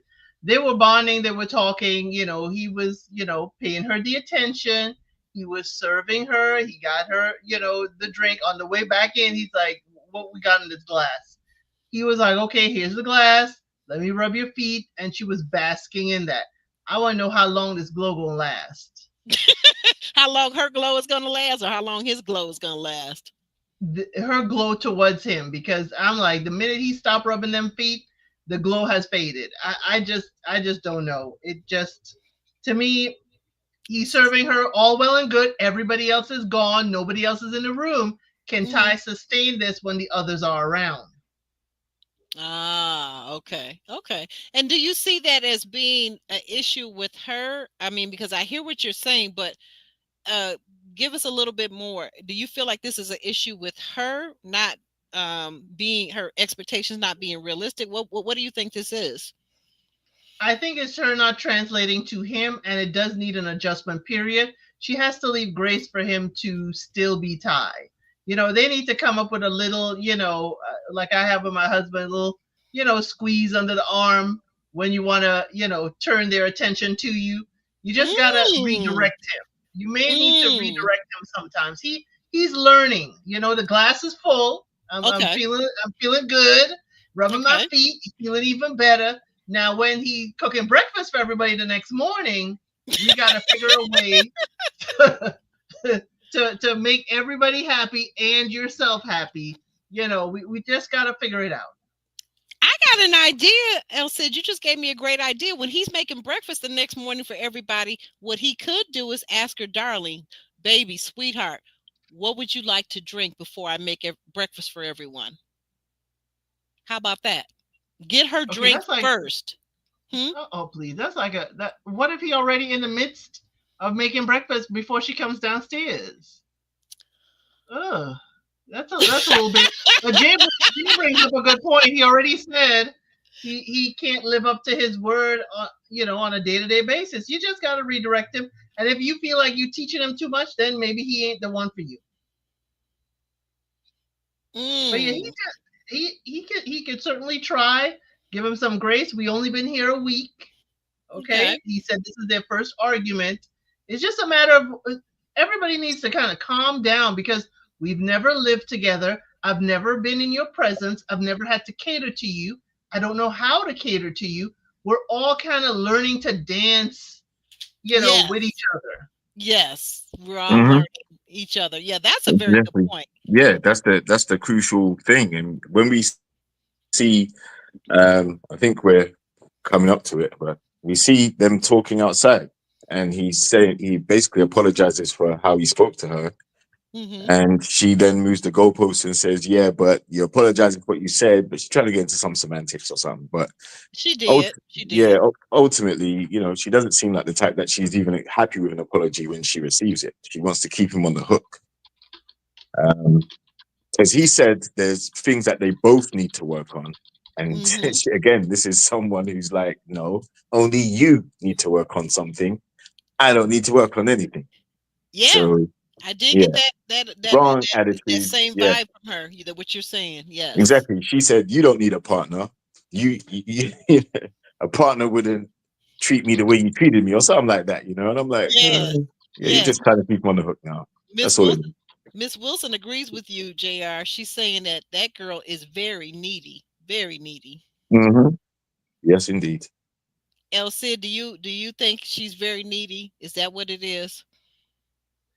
I think she is, and she's looking for kind of like a teenage love or teenage love affair. I think what you hit the nail on the head, Aubrey, when you said she is a single mother. I think she said her son is 3. So it's been at least that time she hasn't had, a significant other in her life actually showing her love. And I think that's where I wouldn't fully say she's needy. I think she does need that, connection with her person. Mm-hmm. Well, she needs to feel like a priority. She needs to feel that at all times. Otherwise, she feels unsafe. Right? That's the key Oh, thing. okay. Okay. Like your Yeah. attentions are going elsewhere, so it's because it's not on me. Yeah, You exactly. think she's going to be, on that note, it sounds like life is reality, that you're saying that she's going to be the one that if you show any, particular person any attention, she might say, cry cheating. Yeah. Oh, Hmm. you like her. Look at the way you're looking at her. I saw what you did. You poured her glass. You poured her wine more than you poured mine. You must have something going on. Yeah. Come on, man. It's You not know, that deep. yeah, no, it's not. And Latasha said it too. She says, I feel like she wants to feel wanted. And right now she's just not feeling that. Maybe that could Mm. be. Well, she just got a foot rub and a drink. She got that foot rub and that drink. She should be happy, huh? Right. I kind of go back to what else said. Like, I kind of do question what is she doing to make him also feel needed and wanted. It's a two-way street. This love thing. It's a two-way street. She's handing him the glass for him to fill it. That's That's her part in it. She's doing her part by handing him her glass so that she can drink from it. Okay. I see. I see how you did that. I see how that worked. Um, so at the end of the day, we wrap it up. We come to this couple right here. You've got Kiki and you've got Brendan, and Kiki and Brandon. I mean, they're struggling right now because she's not affectionate. Um, she said that she thought when she got to the house that everything was going to be sunshine and rainbows and unicorns, and then we see the production ask her, "Well, what about, are you still in love with your ex?" And the girl can't mm. even respond. She can't even answer. She can't even look into the camera. She can't even look at the camera. Like, what's going on, Elsie? What are your thoughts? What's going on with Kiki? She took me because she was fidgeting. Why would you ask me that? Oh, I was like that. You answered it right there, Kiki. Now, whether Yeah. you legitimately have feelings, she said the person broke her heart. That still can mean you have feelings for them. I'm not negating that for her, but Right. it seems to me like if the way the producer sounded is like if the ex came calling like Erwin's ex did, are you gonna Mhm. be like Erwin answering the call? Is that your Mm, safe option? Because if mm, it is, then just tell Brandon. I don't know if I need to see what Kiki's ex look like because I think maybe Brandon is probably, shorter than she would like. I think he's not, the big buff football player maybe she would have liked. I don't know. I don't know Kiki's preference. But the thing mm, is, I need to see the ex and how Brandon matches up because I think there's a mismatch there. But I like mm, Brandon's words. He said it's a process. He did not come for sunshines and rainbows. He mm-mm. came to work on this. Right. He's got the right idea, I think. As a young man, he's actually very mature in saying that, he came to work on it, and he seems very affectionate, and he seems very drawn to her. Now that we got past the drinking part, we got him past that He drinking is part. drawn to her. Brandon Mhm. is drawn to Kiki, even with the way he looks at her from across the car or across the Mhm. room. Mhm. I can see affection he has there for Kiki. He says he sees her soft side. How could she not be affectionate? And he tries to hold her hand, and it's an issue. After we got past the drinking, at least a little bit, what is going on? What's going on, JR? You wanna respond to that? What's going on with this couple and the sunshine and the rainbows and the response or the lack of response that we got from Kiki when asked about if she's still in love with her ex? She didn't answer because she didn't want to incriminate herself, and she knew she ain't told Brandon yet. So yeah, she does. Um, Without saying anything, that you know, if you're not guilty of something, then you would say, listen, no, that's not true. Or why are you putting things out there? No, there was no protest. She sat there with a frozen smile on her face because she does still have feelings for her ex, and she may be conflicted, but um, yeah, to me, this looked like another setting where she could have actually sat down and told Brandon the realness. They're Yeah, alone right now. They're not with the group. right, away from the group, right? Yeah. So I don't know what, again, just like Clay, what are you waiting for? You're digging yourself deeper the longer you wait.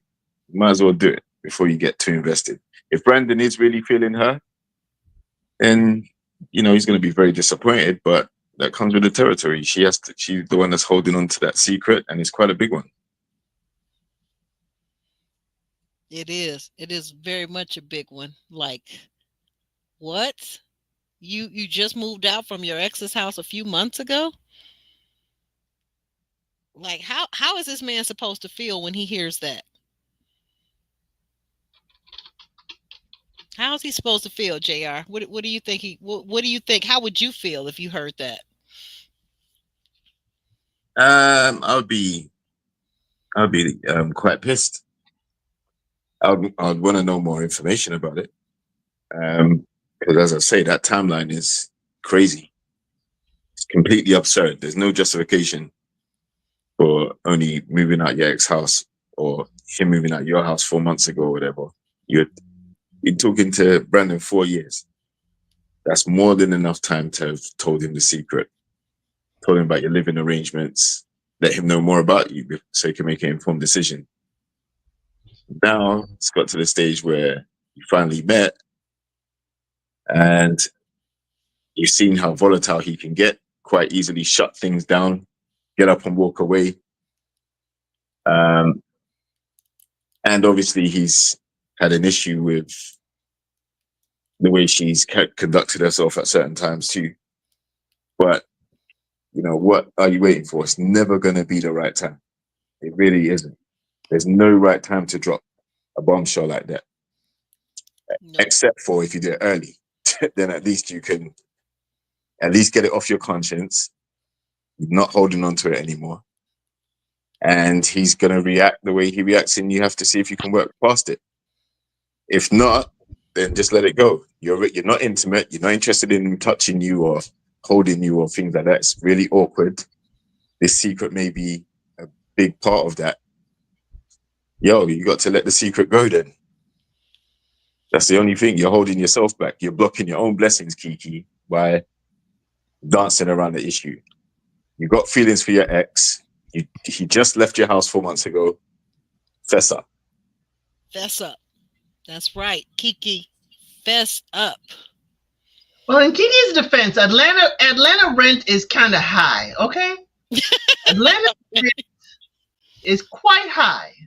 Okay, and for Brandon, it's been 4 years, and we only live 2.5 hours away. You know she hiding something. You know. Oh, that's right. Because not to cut you off, Elsa, but that's right. Kiki was the one who every time they set up a meeting, she bowed out, right? Right, she bailed. She She bailed. bailed. Yep. Mm-hmm. So again, something's up. We are only 2.5 hours away, and I'm sure the Brandon we're seeing in this edited show, he would be willing to drive all the way to Atlanta and meet her anywhere Yep. she saw fit. Yep. So my thing is, he knows something up, and he's been saying he knows something up. You won't, you're not being very affectionate, and he's not asking to be kissy kissy loud in the back seat like Clay and Tatiana. He's asking for you to hold his hand. He's asking for a hug every now and again. And Right. that right there is, he is giving us, he's the Britney in this situation. He's asking for attention. He's asking for the affection. Wait a He's minute. like Wait. Irwin too. Did you just say he's the Brittany in this situation? Yes, he's asking for more attention. Yes. Okay. I'm serious. He is asking. He's putting it out there. He's telling her what he wants, and he's just like the Irvin. Irvin did the same thing. Could you do yoga with me? Could we do this? He is coming out here telling you, can we hold hands? Can we hug more? And he's getting nothing. At a point, he gonna close shop and be like, this ain't it. Yeah. I mean, right. You see how people get hurt because he's putting himself all out. And what is she doing?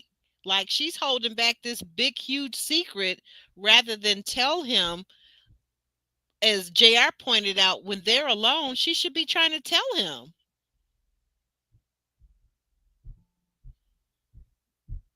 She should be trying to tell him, and I don't know if she has. I could understand her missing a date or whatever because she doesn't know if he would be receptive to her, and she is a plus size model, but for what we have seen of Brandon, he loves all of Kiki. Not love, but he is intrigued, excited, and likes adores. all that he sees that is Kiki. So it's something within herself, the secret and other things, with alcohol and all of that. He's getting past the alcohol. That is a childhood trauma for him. That's a huge thing for anyone who has been through that.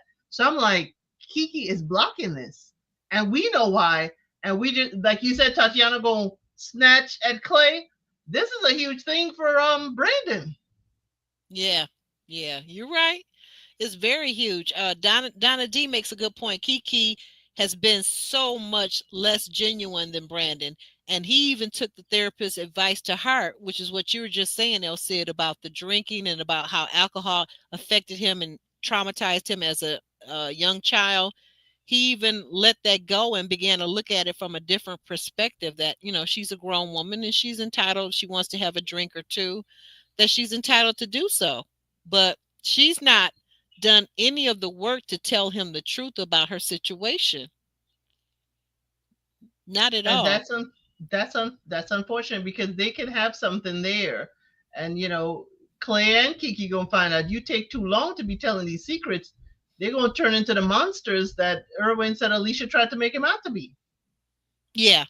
And also, he also said to the producer that there are issues stemming from her previous relationship that are affecting the way she conducts her relationship with Brandon.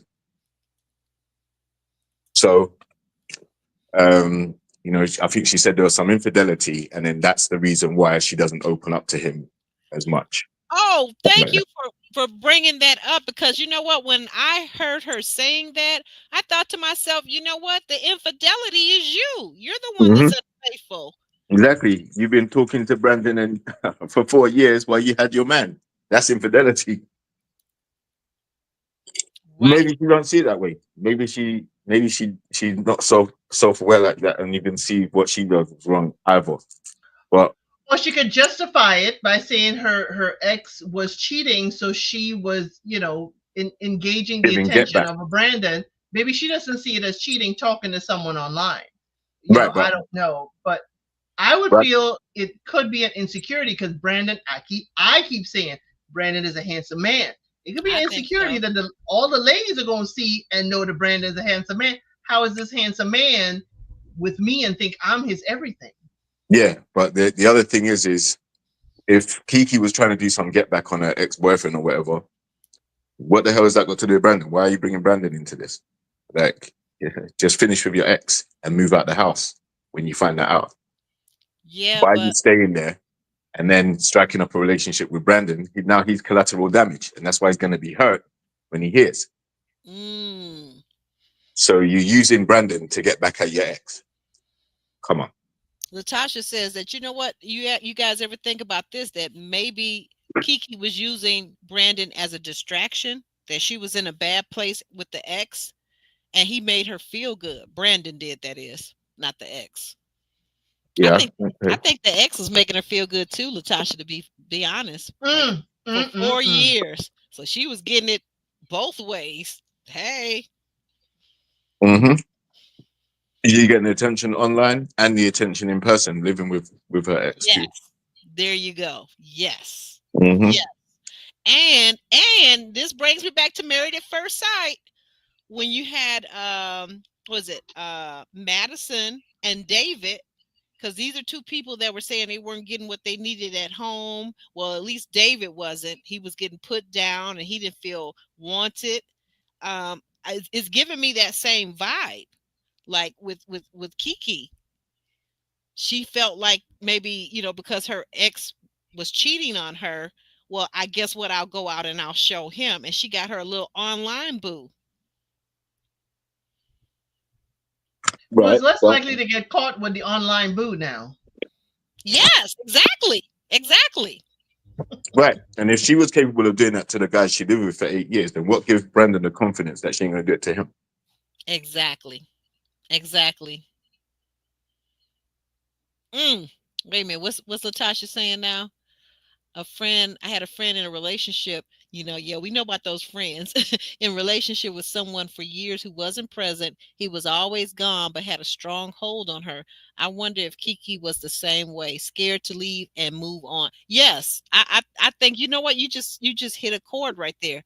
I think that resonates with me. I don't know if that's Kiki's reason or not, but I can only imagine that maybe with her feeling insecure, or seemingly feeling insecure about her weight, her size, or whatever, and that who would love her outside of maybe that first man that she's been with for all this time. And how old is Kiki? Kiki is relatively young to have been in a relationship with one person for 8 years, right? So maybe she does feel that way. I think I He absolutely is agree with you. 29 years old, and Brandon is Okay. 30. She's a little older than I thought. I thought you were going to say like maybe 25 or 26, but still that probably might have been her first real, quote unquote serious relationship, right? Yeah, but Or you the know why none of boyfriend that matters? also. You know I'm why sorry. that doesn't matter? You know why that doesn't matter? Because she's moved on from her ex now. She's with Brandon now, and she's withholding, and she's got walls up, and she don't want to be intimate, and she's But Not even drinking. intimate. She doesn't even want to be affectionate. I'm sorry. Go ahead, Elsid. I'm with Latasha, and I'm taking it a step further. That maybe I have seen this with folks. This is the person that she was probably with when her mother was around, when her mother was alive, and if this ex had the endorsement of her mother, it could be another layer of why you don't want to Ah, let go of that person. I see what you're saying. Right, right, So right. why mess around on him with Brandon then? Yes, she is messing around, but that I'm saying why she would hold on to the ex. But messing around with Brandon is kind of like possibly a lick back because the ex was cheating. Right. And that's what I'm saying. If the ex was cheating and she decided to cheat back with Brandon, then obviously, why would Brandon think that she's not going to be capable of doing that going forward if they fall out She, or they get into a she situation? could cheat on Brandon with that same ex. I'm not going to negate that. She could Mm-hmm. go right back to an ex. But Yeah, again, she still has feelings for him as well, of course. at this point, Brandon has no clue what's Mm-hmm. going on, but he knows there's no affection. Exactly. And she knows that there's no affection, and she's justifying it by saying she still has feelings for her ex, or she still has residue from the previous relationship. So That's she's why the I one need that's to see bringing this that up. X. That's why I need to see this X. Because while I'm saying Brandon is a handsome man, I don't know if he's actually Kiki's type. I don't know. I guess the thing about it, I hear what you're saying, El Cid, and that's probably for a lot of these people, that's probably the end all be all. But when do people get to the place in their life where it's not just aesthetics? If the person is attractive enough for you to date, hug, kiss, when does it become about that person's actual character and how they care for you? Like, what are we doing comparing who's the most handsome, who's the tallest, who's got the biggest, you know what? I mean, when do we get past that? Depends on what your priority is and your love languages and all that stuff, right? I guess it could be. You may very well may be right. Guys, go ahead and like the video, please. Make sure you share us out. What's coming up next week, guys, from what we saw on the highlights? What's coming up next week? El Cid? I stopped watching when the producers asked Kiki if she was still in love with the ex. I didn't see what next week's previews were. Okay, that's fair. Yeah, that was a shocker to me. That really was a shocker when they asked and her response. That was a shocker for me too. JR, next week coming up. They play another game, I think, where they asked. I think Toronto is hosting this time, and Hmm. play another game asking if the online relationship is better than the relationship they have in person, like the physical relationship. Oh yeah, it looks like Chris is saying the online was much better. Mhm.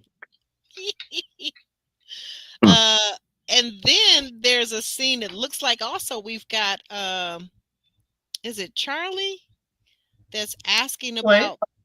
I'm sorry. Cinco.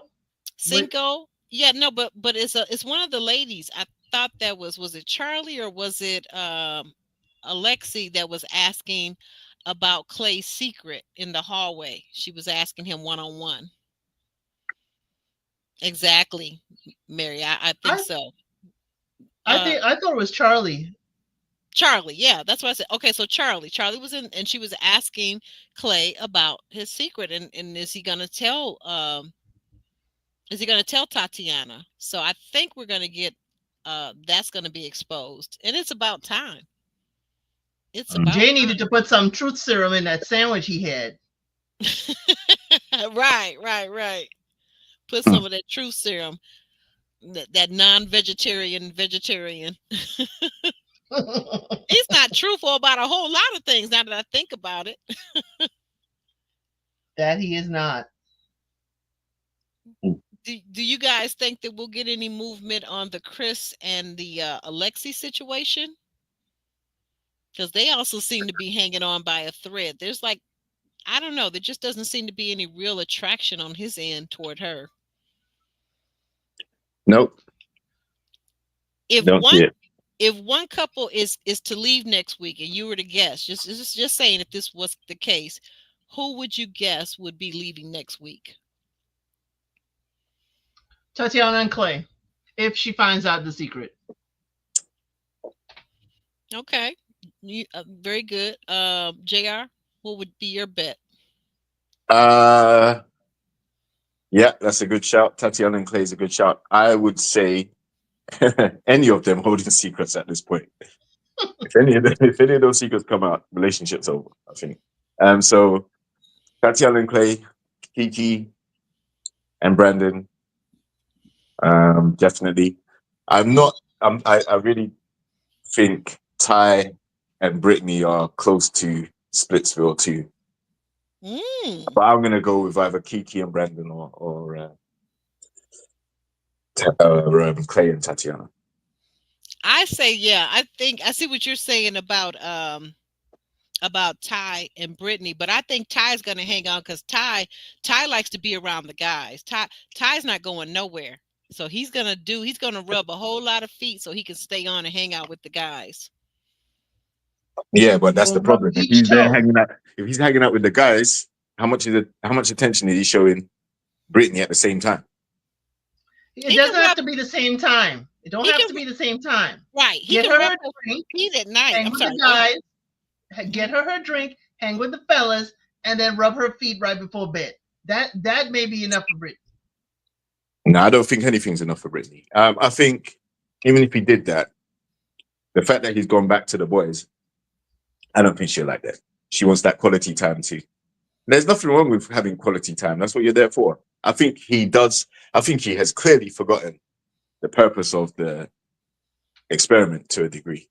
Like, yeah, you're supposed to be getting to know your girl more than you're socializing. I don't think he's got that balance right. And she's calling him out on it, but it's the way that they're arguing, and also the fact that even when he apologizes, it's not good enough. The goalpost shift. Well, why aren't you apologizing for this too? Okay, now you're going to apologize for this too. You made me feel like a fool. I feel unsafe with you. Like, it just doesn't stop. So I think he's going to get tired of that eventually. Listen, I think he's more likely to have another angry outburst next Ooh, week. not another angry outburst. Ooh, Yeah. oh my. Well, we shall see, guys. Let us know. We've got JR here. Uh, JR can be found. JR can be found on his channel. Life is Reality, right? Is that correct? Correct. Tell us a little bit about what's going on over on your channel, or what's going on your Instagram. On my channel, reality TV reviews, because reality is life, and life is reality right now. So on my Instagram, JRXTV, it's more fitness, well-being, content. So yeah, come and join me, check me out, see what I've got going on, and like, share, and subscribe. Like, share, and subscribe, guys. And El Cid, let's same question. What's going on your YouTube channel, El Cid 932? What you got going on over there? Yes, we have a lot going on over there. I am covering somebody's son. Aubrey was there. We did the first 3 episodes last week. I'm hoping you could join me again this week so you could get a little cackle on. That Oh, is on yes. Tuesdays. It's Mhm. going to be 4:05 Eastern Standard Time this Tuesday because I have a graduating senior in high school and we have some stuff to do Okay. in the evening. But also, I have Unsolicited Advice. That is a segment where I bring questions or requests for advice from Reddit or different areas online. It goes from mild to real hot and spicy, where we give Mm. our unsolicited advice. Because, it goes from very mild, my roommate doesn't pick up their clothes, to all the way, what adults do in adult marriages. So that's all I'll Mm. say there. So the 10th episode is coming up this week. And I cover Love is Blind. Love is Blind, the international versions. My chat is filled with people from all different countries, different regions. So we love Love is Blind. South America. We did Mexico, Brazil, Argentina, and right now we're waiting with bated breath for France, Italy, Netherlands, and all the other international versions as well as the US version.